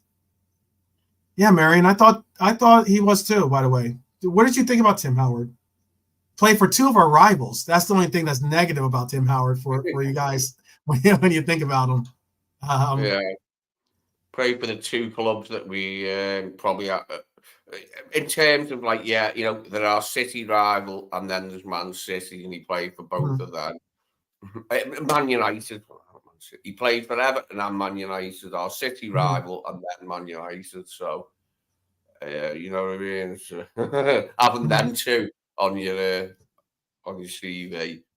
But yeah, he was all right. He done quite well. He done all right at Everton. He was on and off at Everton, like where he was in good form, and then he wasn't in bad form, ever I'd say, like, but he was quite a good I don't think goalie so. for Yeah. You got to realize too, during that era, especially during that era that he was playing still actively, he was really in form especially towards the end of his career, because I spoke about the games in the World Cup in South Africa. He was a big part of why we actually went above and beyond in that tournament, because we played against some decent competition, and not only did we play against decent competition, not many people had us going anywhere near where we ended up getting. Nowhere near. 69th minute, 2-1. There's been some real chance, real opportunities. Shoot. It looks like we just gotta. I'm sorry. No, that was a stupid play by Turner. Ends up. Oh man. He ended up. He was outside. He handled it outside the box. He just got a yellow card. You don't see that too often, and he didn't necessarily have to do that. By the way, he didn't have to do that. Have you heard any new Liverpool transfer rumours in the last few days, mate? Have you heard anything? Not particularly. Is there any names that you're hoping to hear? By the way, is that what you're basically saying? No. I've got nobody whatsoever in mind at all. I'll just be glad to hear anything. I just hope we are getting a few players. I'm not expecting us to go mad or anything like it and buy like a rash of, make a rash of signings. But I am expecting a couple of players at least to come in, a couple of quality players to add to what we've got. Yeah. Lucho is coming off the pitch now, along with Jaime Rodriguez. Again, he came off right around the mark where I thought he would come off. I thought he would probably get 60, like I said, 70 minutes probably in this game. Enough time to kind of like get a good run in that second half, and then Jaime Rodriguez coming off, taking his time to come off the pitch, by the way, getting a warm applause from the Colombians in the crowd. I don't know. Elise would be nice. I know that's what Mark has just said, the two names. Alexander, if we had Musiala, who was on, if you do look at the sporting director show that we did one, Lee, where we did with the Mighty Reds out there, the Mighty Red Army there, kind of doing a combo on figuring out, or a committee, I should say, on what and who was going to be taken off the roster and who were going to be additions to the roster. And then I did my own, where I put on the sporting director hat. I obviously went with players that I would have liked to have seen. I brought in a Davies, for instance. I would love to see Davies be an addition to our left back situation. But Musiala was a name that I actually did include as well. He's a name that has been put out there. Ederson for Atalanta. Elise. What are your thoughts on Elise? Apparently, they're going to Crystal Palace. Apparently, is going to be willing to allow for one of those players to leave the team, but they're going to make a choice when it comes to that. What I mean by that is that they're not going to let both Eze and Olise leave. It's going to be one or the other. That's the rumors that are being put out there. So they're going to make a choice of one or the other. Olise would be a fantastic choice. And Wharton, do you think Wharton would be good? Have you watched a lot of Palace League? No, I haven't, to be honest. No. Okay. It's this particular Palace, Palace I haven't. But they've got some good players, there's no doubt there. And if Glasner can carry on nurturing them and evolving what their style of play, how he sees it, and that. I don't know a lot about him as a coach. Well, yeah, they have got enough good players to do better than they were doing. Let's put it that way. Yeah, to do better than they were doing. When you compare them to some of the other Premiership teams, there's enough there. I would say they maybe need a more prolific centre forward. Like they've got Mateta and whoever else there is. Who's the other fella? Edward. But I'd say if they had a more prolific forward to go with the wide players they've got and the midfielders, defenders, then yeah, I could see them doing better again next season under Glasner. Yeah. Yunus Musa is on the pitch getting attention to his knee, it looks like. It's not something you want to see. He's a talented player, by the way. Plays, I believe he's still playing in Spain, I want to say. I'd have to double check on that.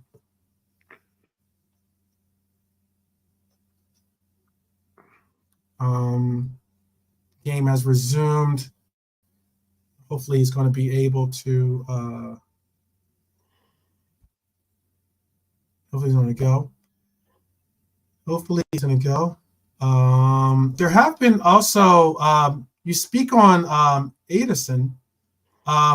There have been some talks about Ederson, the Atalanta midfielder, now being linked to Manchester City, by the way, which is very interesting. I don't see how they would how he fits into it, because he's not exactly the greatest, when it comes to link up play or anything like that, but he is a very talented defender when it comes to being a DM. Kudus from West Ham, another exciting player. Oh yeah, I would love to see Kudus there. Question, Daz, for you from Lee. Question for you, Lee, from Daz. Let me make sure I got that right. Who do you have winning the Euros?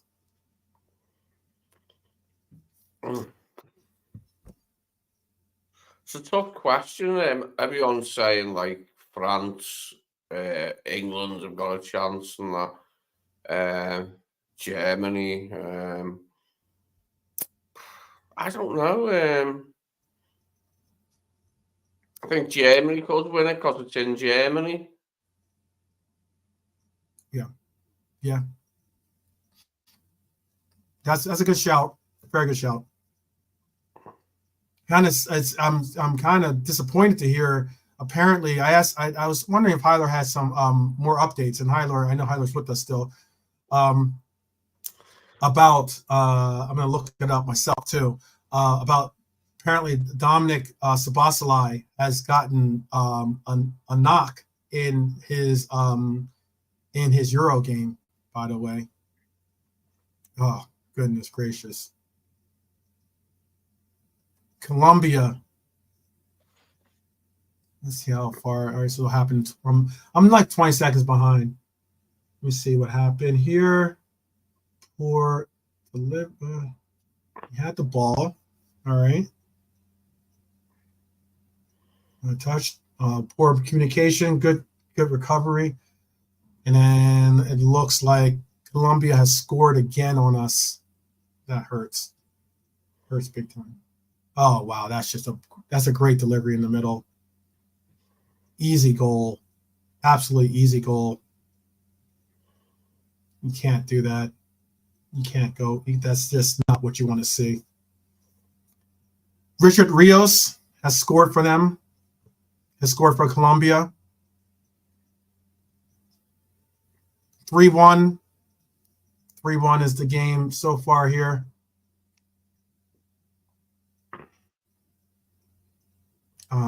Again, couple step overs, great delivery to it right back into great low cross.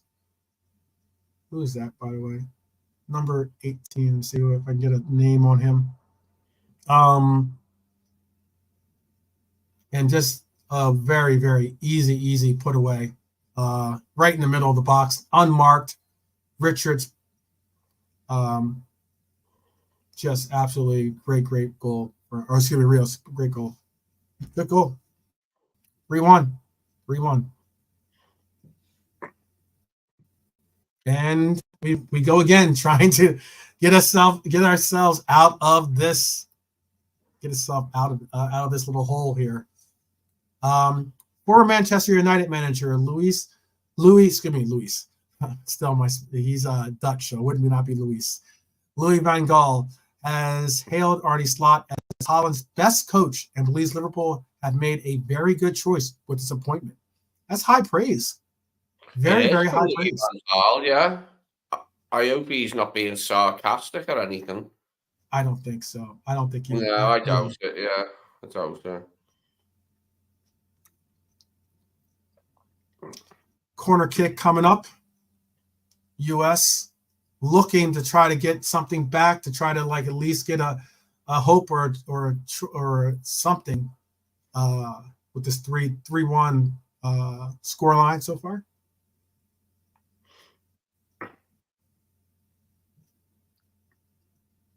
And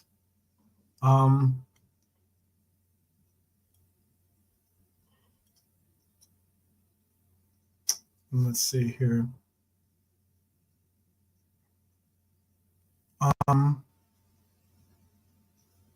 actually I can sound what it ever would be, but I'm actually kind of happy when I see that some of the players don't get selected. When some of our players, they get initially selected, but then don't make the final roster. At least maybe they get a couple of caps here or there. But yeah, I don't necessarily like when our players go out on international duty, because our players that have gone on international duty don't always have the best record of staying injury free.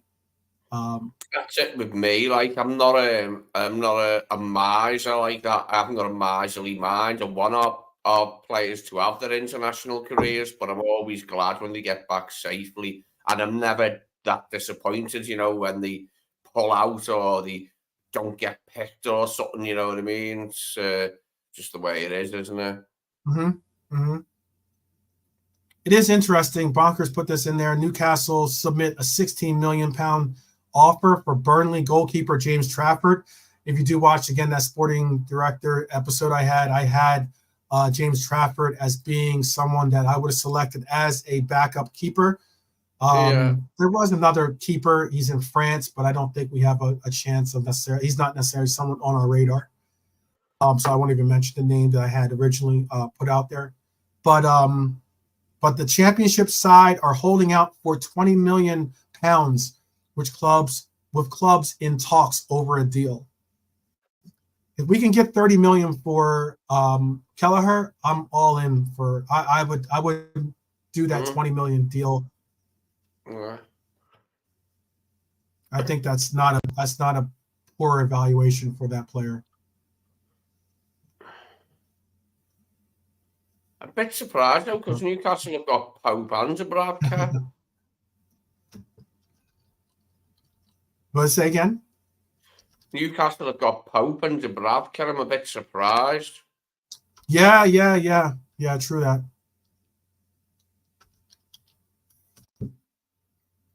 I wouldn't mind seeing us again.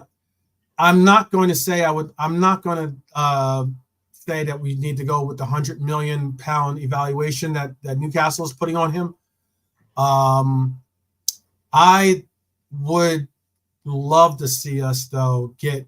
I would love to see us get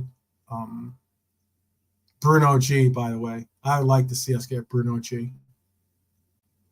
as a defensive midfielder for us. Yeah, I'd be happy myself. I'd be happy to see Guimaraes here as well.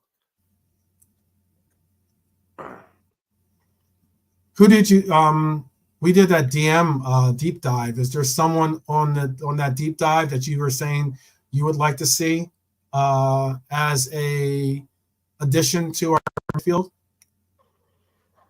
Me, but defensive midfield, are you saying anyone in particular do it once? Yeah. Yeah. I just laugh at Alexander. They do have Karius. I don't know for how much longer, by the way, they will have Karius. Karius. He plays for Newcastle. Yeah. I think he even got the start against, I want to say he got the start against City. I think he did, didn't he? Yeah. I remember like he was scheduled to play a game like. Mm-hmm. I think he would be. I think. Yeah. The defensive midfield position, I haven't got anyone in particular in mind really, because there's that many. You know, I just and also we do have Endo and Bajcetic, and if Bajcetic can be fit next season, I just think we have more luck on the injuries front now that Klopp's gone, and that maybe the style and the training are a bit less labour intensive, and we don't get as many injuries, you know, all grouped together at once. Jota's another player I'd like to see stay fit for like 6 months or something, because we just haven't seen it for so long. He's always in and out, and it's frustrating because if Jota could just stay fit. The thing with Jota is he gets nailed a lot, though. When he's injured, it's because someone's nailed him half the time. It's not because he just picks up strains. It's because somebody goes in on him, like that Pratt who fell on his knee, who made sure he fell right on his knee. No guard. Yeah, I agree. What was he trying to do there?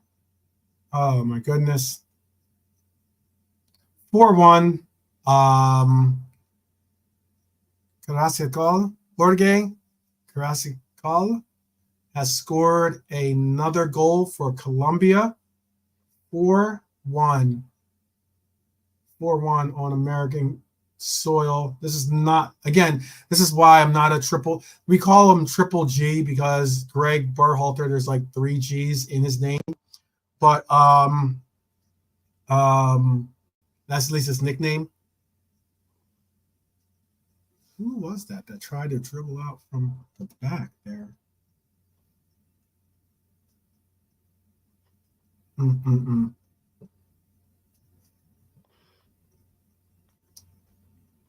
Absolutely just turned Matt Turner into a pretzel there. Got him bending over backwards. These goals that we've given up have been poor for U.S. men's national team. Have been poor. Poor giveaways. I mean, basically what just happened there was you had a U.S. men's national team player basically trying to dribble out from the back line and absolutely just gave the ball away, got the ball taken away from him. They turn around. He's quickly in, and it's another goal. It's another goal. And what hurts about this, again, is that there are quite a few Colombians at this game, to say the least. That's the thing that kind of sucks about football in America, is that sometimes when it comes to playing,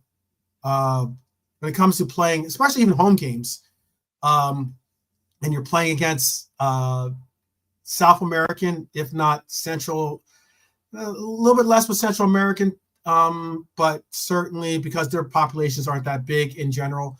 But when you're dealing with like Mexico, or when you're dealing with teams like from South America, whether it's Argentina or Brazil, or, you know, if it's on American ground, it's not like it's it's not like it's a home game. It doesn't feel like a home game sometimes. Because we have such a diverse, population, and also because obviously, it's a lot of it's an opportunity for a lot of the players to see their home team. Jeez, now this is turning out to be an absolute, an absolute. Let me see how they scored this one. I bet you it's by another giveaway. I'm probably going to say it's by another giveaway. Greg Beerhalter might have a new nickname that isn't Triple G, so the fans might turn on him and make a new one up for him. Well, it's because certainly, yeah, it's because, oh man, it's because one, Tyler Adams is an important piece for us. Our midfield isn't what it is. Our midfield is looking pathetic right now. Just not getting any real runs or anything right now going on. And it's just it was a giveaway. Poor pass into pat. You never want to pass the ball into the middle if you're passing it to no one. It's bad enough you're going to pass it into the middle. If you're passing it into the middle, you want to hope that as you're passing it at least to a player that you have confidence in, can control, can block out the player behind them so that you can receive the ball. But it's just a poor giveaway. Absolutely, it's like a poor giveaway. Tim Ream has been substituted out. Right now, that's Cameron Carter-Vickers, who is a good player, but just a very, very, very poor giveaway. Yunus Musa, again, a good player, poor giveaway. 5-1. I know. Very, very, very, very poor, very poor showing by U.S. men's national team. It's certainly a friendly feel, not a very friendly feel. If you're trying to give a description on this. 5 goals from USA, from Colombia, 5 different goals, 5 different goal scorers.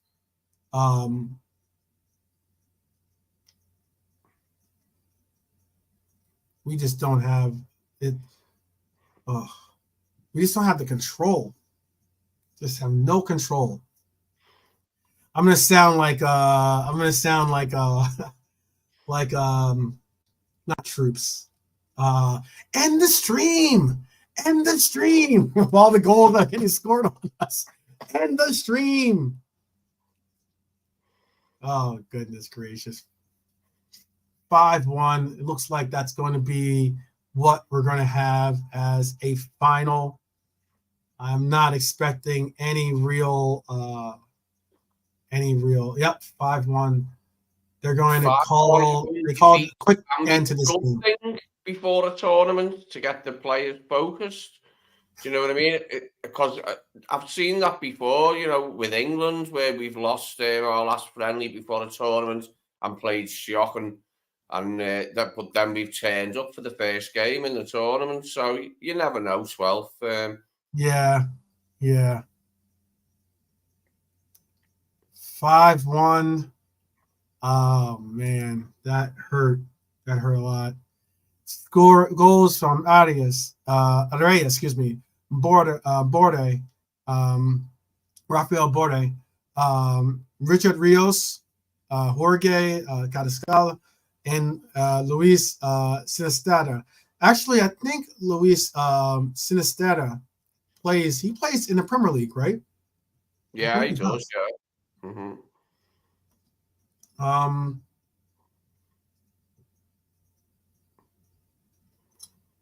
Yeah, he plays in the Prem. I'm trying to think who he plays for Bournemouth, right? He played for Leeds the year before that. But now, now he plays for Bournemouth. Yeah. 5-1. I was not expecting a 5-1 victory by Colombia. I did originally have it as being a 3-2. Of course, I want to pick U.S. to win, So I picked us winning 3-2. I probably should have picked us having at least a little bit more humble score. But yeah, Angel is definitely having a drink. Oh, there is Chris Angel. Stars from the flag have been stripped for Los Capeteros. Yeah, that is certainly true. Big up Angel. Big up Chris Angel.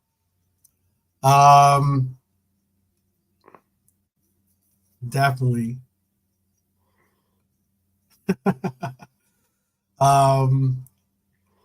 There's a lot to be learned for this, I guess, if you're a men's national team player, because if anything, I am saying we might need to bring Tony Meola back from retirement.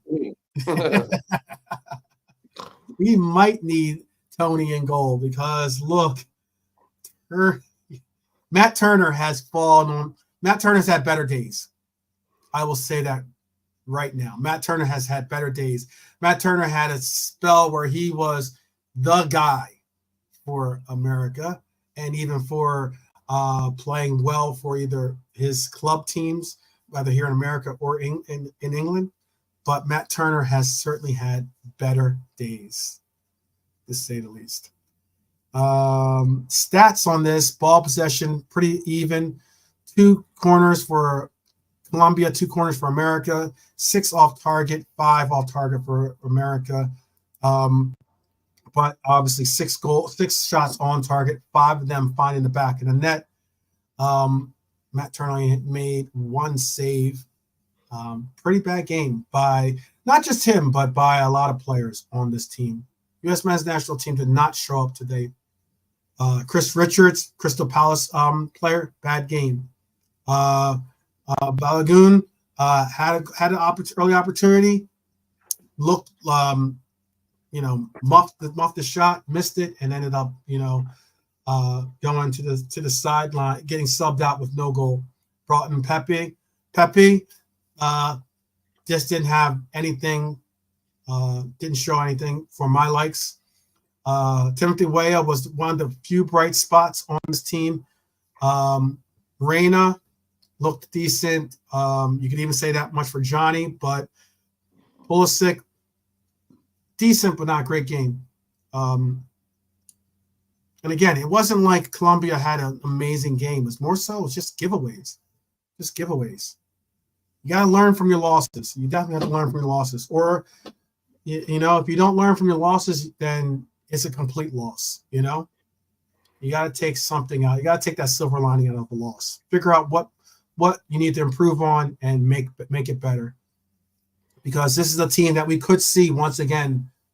Colombia is a team that we could see once again in Copa America, a competition that I am looking for big things from USA. Competition I'm looking for big things from Colombia for as well. Again, who did you say you had winning the Euros again? Yeah, Germany winning the Euros? Because they're playing at home league, you think? Belgium, I forgot about Belgium before. This is the last big gasp, or the last big, hurrah for that Belgium golden era of a team, because you don't have your Eden Hazards. You're going to no longer you're going to see your KDBs probably be his last opportunity to slightly unlucky against France, did you? In the last World Cup, Belgium. Yeah. Get out, Dara. I'm not accepting that. Southgate will never be our coach. No, you don't want that, mate. He will never be our coach. Big up, Dara. In the same way I hope Greg Berhalter is never our coach, I hope Gareth Southgate's never your coach. Yeah, exactly. There's no... I just am not a Greg Berhalter fan when it comes to coaching. He's gotten some results. He's won some big tournaments for us here in America. I just don't have the confidence in him. There were talks about Mourinho possibly being given the opportunity. I will admit this. This is something that I openly will admit. As you all know, I am a transparent person. So when it comes to, I don't hold anything back. I am definitely disappointed in Marsh in his choice. Marsh is the former Leeds United coach. Obviously, he coached for RB as well. But why I'm disappointed in Marsh in that he chose to become the national coach for Canada. He is now the national coach for Canada. And why I say I'm disappointed is because A, I would have preferred to see him as our national coach.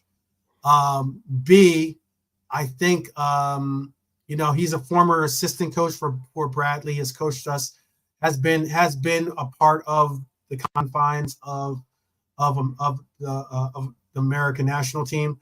But I'm disappointed because A, it's an American that's coaching. It's an American coaching Canada, and Canada's going through they're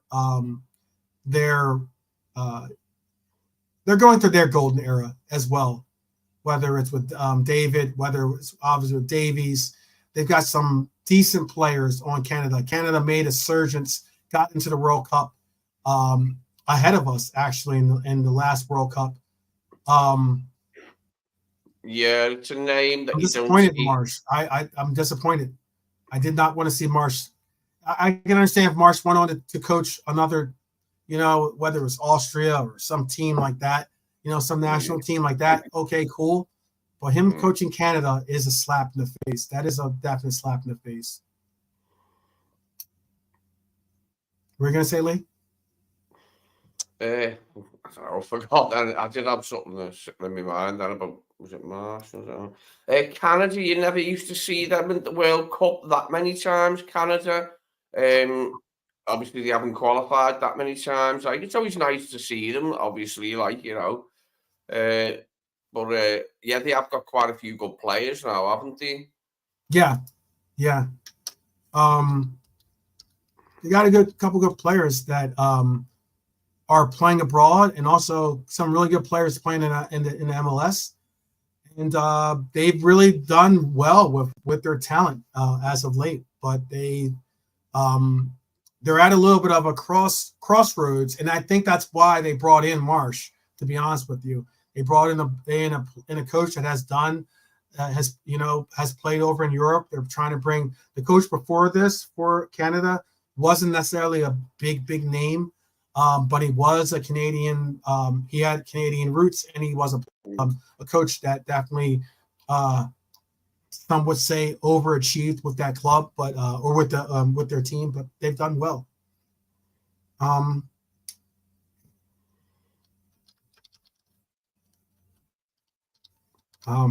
don't know who made the Olympics this year for Paris. I'd have to look and see. That was a question. Bonka is asking, are you going to watch the Olympics, by the way? Bit to it, like. Bit to it. Okay. I know. Okay, so these are the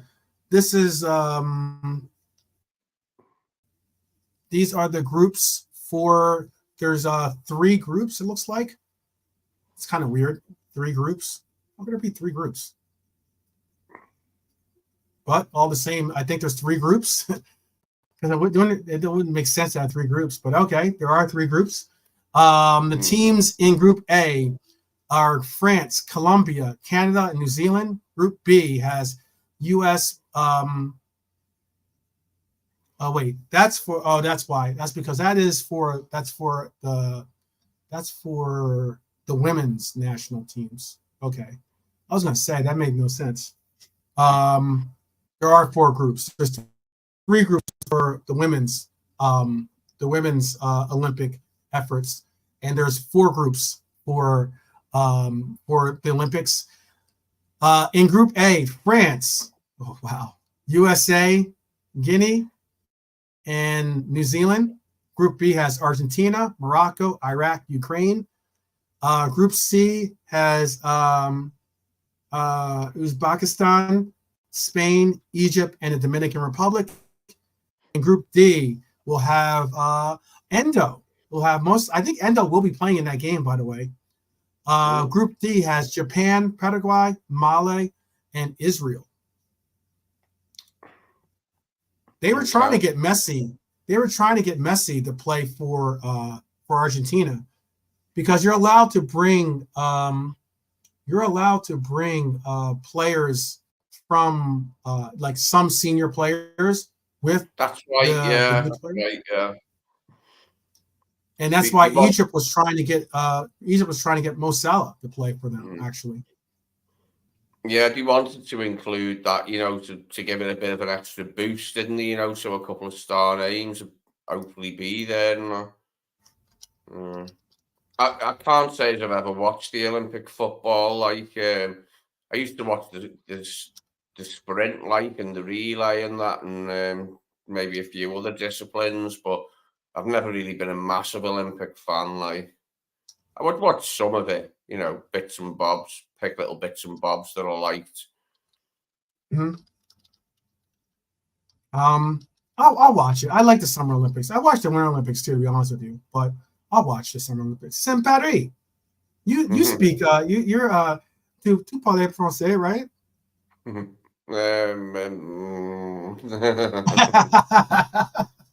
Okay. Yeah, you say yeah. You say oui, je parle français. Yes. Or you say obviously no. Je ne sais pas. But all the same. Yeah, I'll watch it. I remember you told about your you went to Paris, or you went to France, I believe, one time. Oh yeah, but not to Paris, but I got to France on a boat trip with the Prince's Trust. It was for it was just basically for like inner city kids and that who'd never been anywhere. You know what I mean? It was one of them gigs. Like I was like in my early 20s then, but it was good. I enjoyed it. Lacazette is going to play for France. That should be interesting. That should be really interesting. Lacazette is going to play for France. The Olympics is in Paris, yeah? Yeah, it's in France. Yeah? Yeah, it's in Paris. Let's hope they do a better job of policing than they did when we went to Paris for the Champions League final. Let's hope they're getting robbed like at knife point, or, attack. People with hammers, give us your phone, give us all your money. You know what I mean? Yeah. Be a bit worried about that, mate. I would be. I'd be worried about that. That's absolute travesty. It's absolute travesty what they did with that, by the way, by trying to blame Liverpool fans as to being the reasons. It didn't go because it weren't just with us. Like loads of people away from football, people said, no, that's bullshit. Do you know what I mean? No, you've got to protect people at public events. Like, you can't just leave them to be picked off by criminal gangs who rob them of all their possessions. Real quick in the chat too, since Alexander just put a great statement. I love that. What's your must-see favorite event in the Olympics? What event do you have? Like, you're watching Olympics, you're like, oh, I'm gonna make sure that I'm home, or I'm gonna make sure that I watch this event. What's the event that in the Olympics? Tell me in the chat too. For me, we're gonna hang out for a couple minutes more. Go ahead. For me, it's the sprint, the 100 meters. I was a good sprinter myself. I always used to be in the sprint for the school and the relay. Well, up until I was about 12, then I couldn't be bothered really, like being a big track and field man. But I was good when I was young, in junior school. What do you call junior school in America? It's primary school. So junior. So what year? What years? Elementary school. We call it elementary, junior high, and then high school is what we call it. Yeah, with us it was infant school, which is 4 till 7, and then between 7 and 11 is junior school, and 11 to 16 is high school. Okay. Or 11 to 15 if you were me, because they threw me out, the bastards. Yeah, right. Alexander, is that the long jump or the triple jump are you talking about is fun? I used to love I mean, we were talking about former, you know how we were like correlating what's going on with allegedly with City as being similar to Ben Johnson, who was in the the Mm, fallen from grace Olympic sprinter for Canada. mm, And what I mean, why I connect the two is because, Ben Johnson that year beat Carl Lewis, who was an absolute phenom. He was an mm, icon in the sport, had won, gold medal after gold medal. And it wasn't, and Carl Lewis was unique in that he won it in relays, but he also won medals in individual events, and he won it not only in running, he won it in long jump too as well. mm, He mm. was he was an incredible athlete, Yeah, absolutely incredible he athlete. was right word there, phenomenal.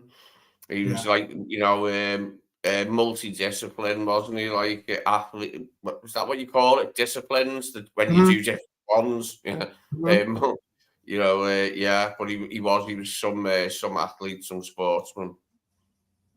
Yeah, some of the answers I'm getting from the chat here are Beijing Pop says the 100 meters, both men and women. I think the most watched event of the Olympics has to be the 100-meter sprint. Mm, yeah, it's I think always that's been the the one most for me. watched. Mm, Um, Boxing is big. Boxing is very popular. I will admit that too. But I think both. You're right, Pops. The 100-meter is that's the biggest event. I think that's the must see event normally when it comes to it, especially yeah, yeah. when you had Hussein Bolt, when you had the years of Hussein Bolt, or whether it was Carl Lewis, like I spoke of earlier. Um, Decathlon is a shout. You know what's a Mm, cool event is that event where they do the running and they do, I think it's heptathlon, I want to say, where it's like they run, but there's like a moat behind the what I'm talking about, behind the hurdle.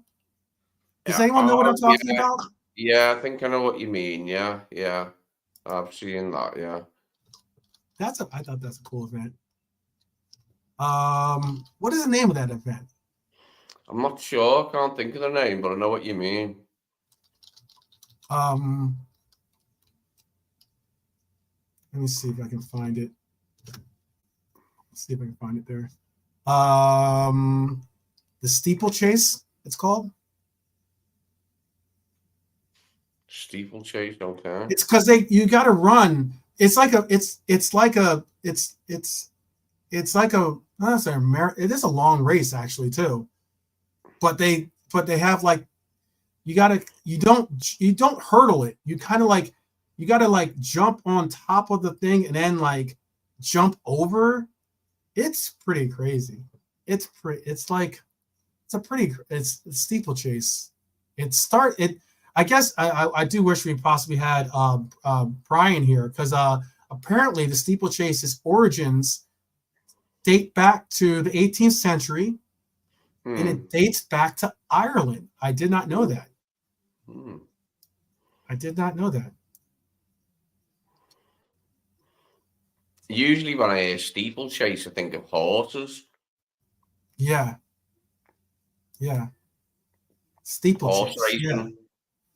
Yeah, the horses have a version of the steeplechase too, where they have the Hmm. moats behind them and stuff. Hmm. I'm trying to think of, is there any other event that you think of? I'm sure The long some. jump. Long jump was a good shout, or the triple jump from whoever said that, because they're good, Mhm. interesting disciplines. And the javelin shot Javelin, put. shot put, yeah, sure. Those events. Um, Mhm. the swimming's quite entertaining. For me, I mean, I do. I might be showing a little bit of my American roots here, but for me, it's especially ever since the Dream Team was created, it was always basketball for me, Hmm. especially when it came to like the final. Um, that was the one event that I thought was really, really possibly one of the best events in one of the better events in in the competition. I thought was the basketball, especially when the dream team was created. It became like, it became a spectacle of its own. I mean, I remember the dream team got their own. The dream team had their own facilities, like their own places where they would stay, which is pretty wild. It would have been pretty, but it would have been interesting. The there's a lot of hanky panky, I guess they call it, right, going on in a lot of the dorms, the dorms that are the Olympic dorms. So it probably was a good idea that they weren't involved in being there. Yeah, the spear, which is the javelin throwing. Yep.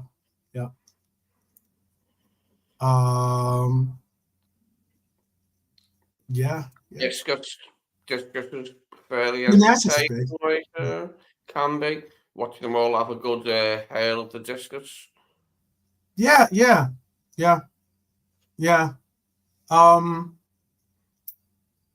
give you that.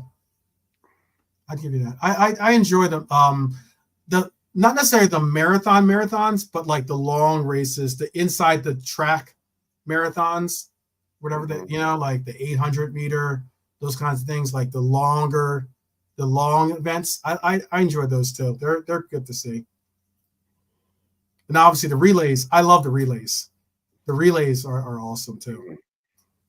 It looks like gymnastics is a big winner amongst the group here. But geez, June 9th, Argentina versus Ecuador. I know that's another lead up game for Copa America. But I almost don't want to bring up the score line again, but I'm going to hear it from my Colombian friends. 5-1 was the score of this matchup. Again, I appreciate all you guys joining me for this watch along. Definitely not the result I was looking for. Definitely not the result I was looking for. Lucho had some moments of brilliance in there. Hit the post. Again, hit the post. I know a lot of that's kind of like we are almost post FC. I think that could be our name. Yeah, Colombia didn't do much in this game, Alexander. We gave this game poor. This looked like a U.S. men's national team that didn't really have any real organization, and looked a bit off step with each other. We have Brazil coming up on. We'll be in Orlando versus Brazil on Wednesday. Then we have Bolivia in Arlington, Texas. Then we have Panama in Atlanta, and then we have Uruguay in Kansas City. 23rd, 27th, and the 1st of July. Those are all Copa America games. I am going to do a Copa America on that July 1st game. I am going to do a watch along since it is Uruguay, and I'll be watching our beloved Darwin Nunez. At least I do. Yeah. I almost said it. We will be watching Darwin Nunez lead his Uruguayan team out against the U.S. men's national team on July 1st. I'll be doing a watch along for that as well. That is a game that might be more likely broadcast over in Europe too. I think you guys will get Copa games over there too. Again, in the comments, if you can, please do leave comments. They help the algorithm. Not only do they help the algorithm, they help, obviously bring us closer together in understanding what it is that you liked about the video, what it is that you want to see improved about the video. It also gives the opportunity for you guys to put in ideas or something that you want to see, maybe not even from that past episode, but a future episode. And last but not least, it just helps us have an opportunity for us to interact. and give a shout out to each other. Yeah, that Brazil matchup is going to be. We have one final tune-up before we get to Copa, and it's against Brazil. So you can say that U.S. men's national team is not looking for any easy matches. Yeah. No easy games. And on top of that, and maybe I will do a matchup. Maybe I will do a watch long for that Brazil game because obviously Alisson will be involved in that game as well. He will most likely be the starting keeper in that matchup. What are we saying here? Yeah, you said the magic word, Brazil. Yeah, Brazil. I think they're even with the case of it being in America, most likely there will be a strong Brazilian presence in that matchup. By the way, yeah, Alexander spelling Brazil the way Brazilians spell Brazil. I like it. We spell Brazil with a Z in America, but they spell with an S. So I like it a lot. We're gonna do I'm gonna do an episode tomorrow, just kind of like a Sunday Fun Day episode, most likely be something be like probably like a good 60 to 90 minute little affair for us tomorrow.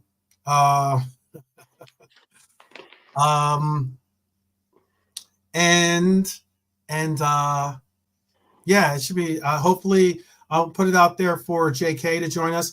Hopefully Lee, and again, Lee, stick around after the broadcast ends today. But hopefully Lee will be able possibly to join us tomorrow. I'm going to ask JK to do the same.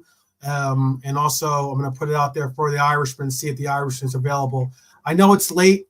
It's very late over in the UK. I appreciate all you guys joining us. Is there anything you want to say to our people before I allow for them to go on to their final destinations? Lee?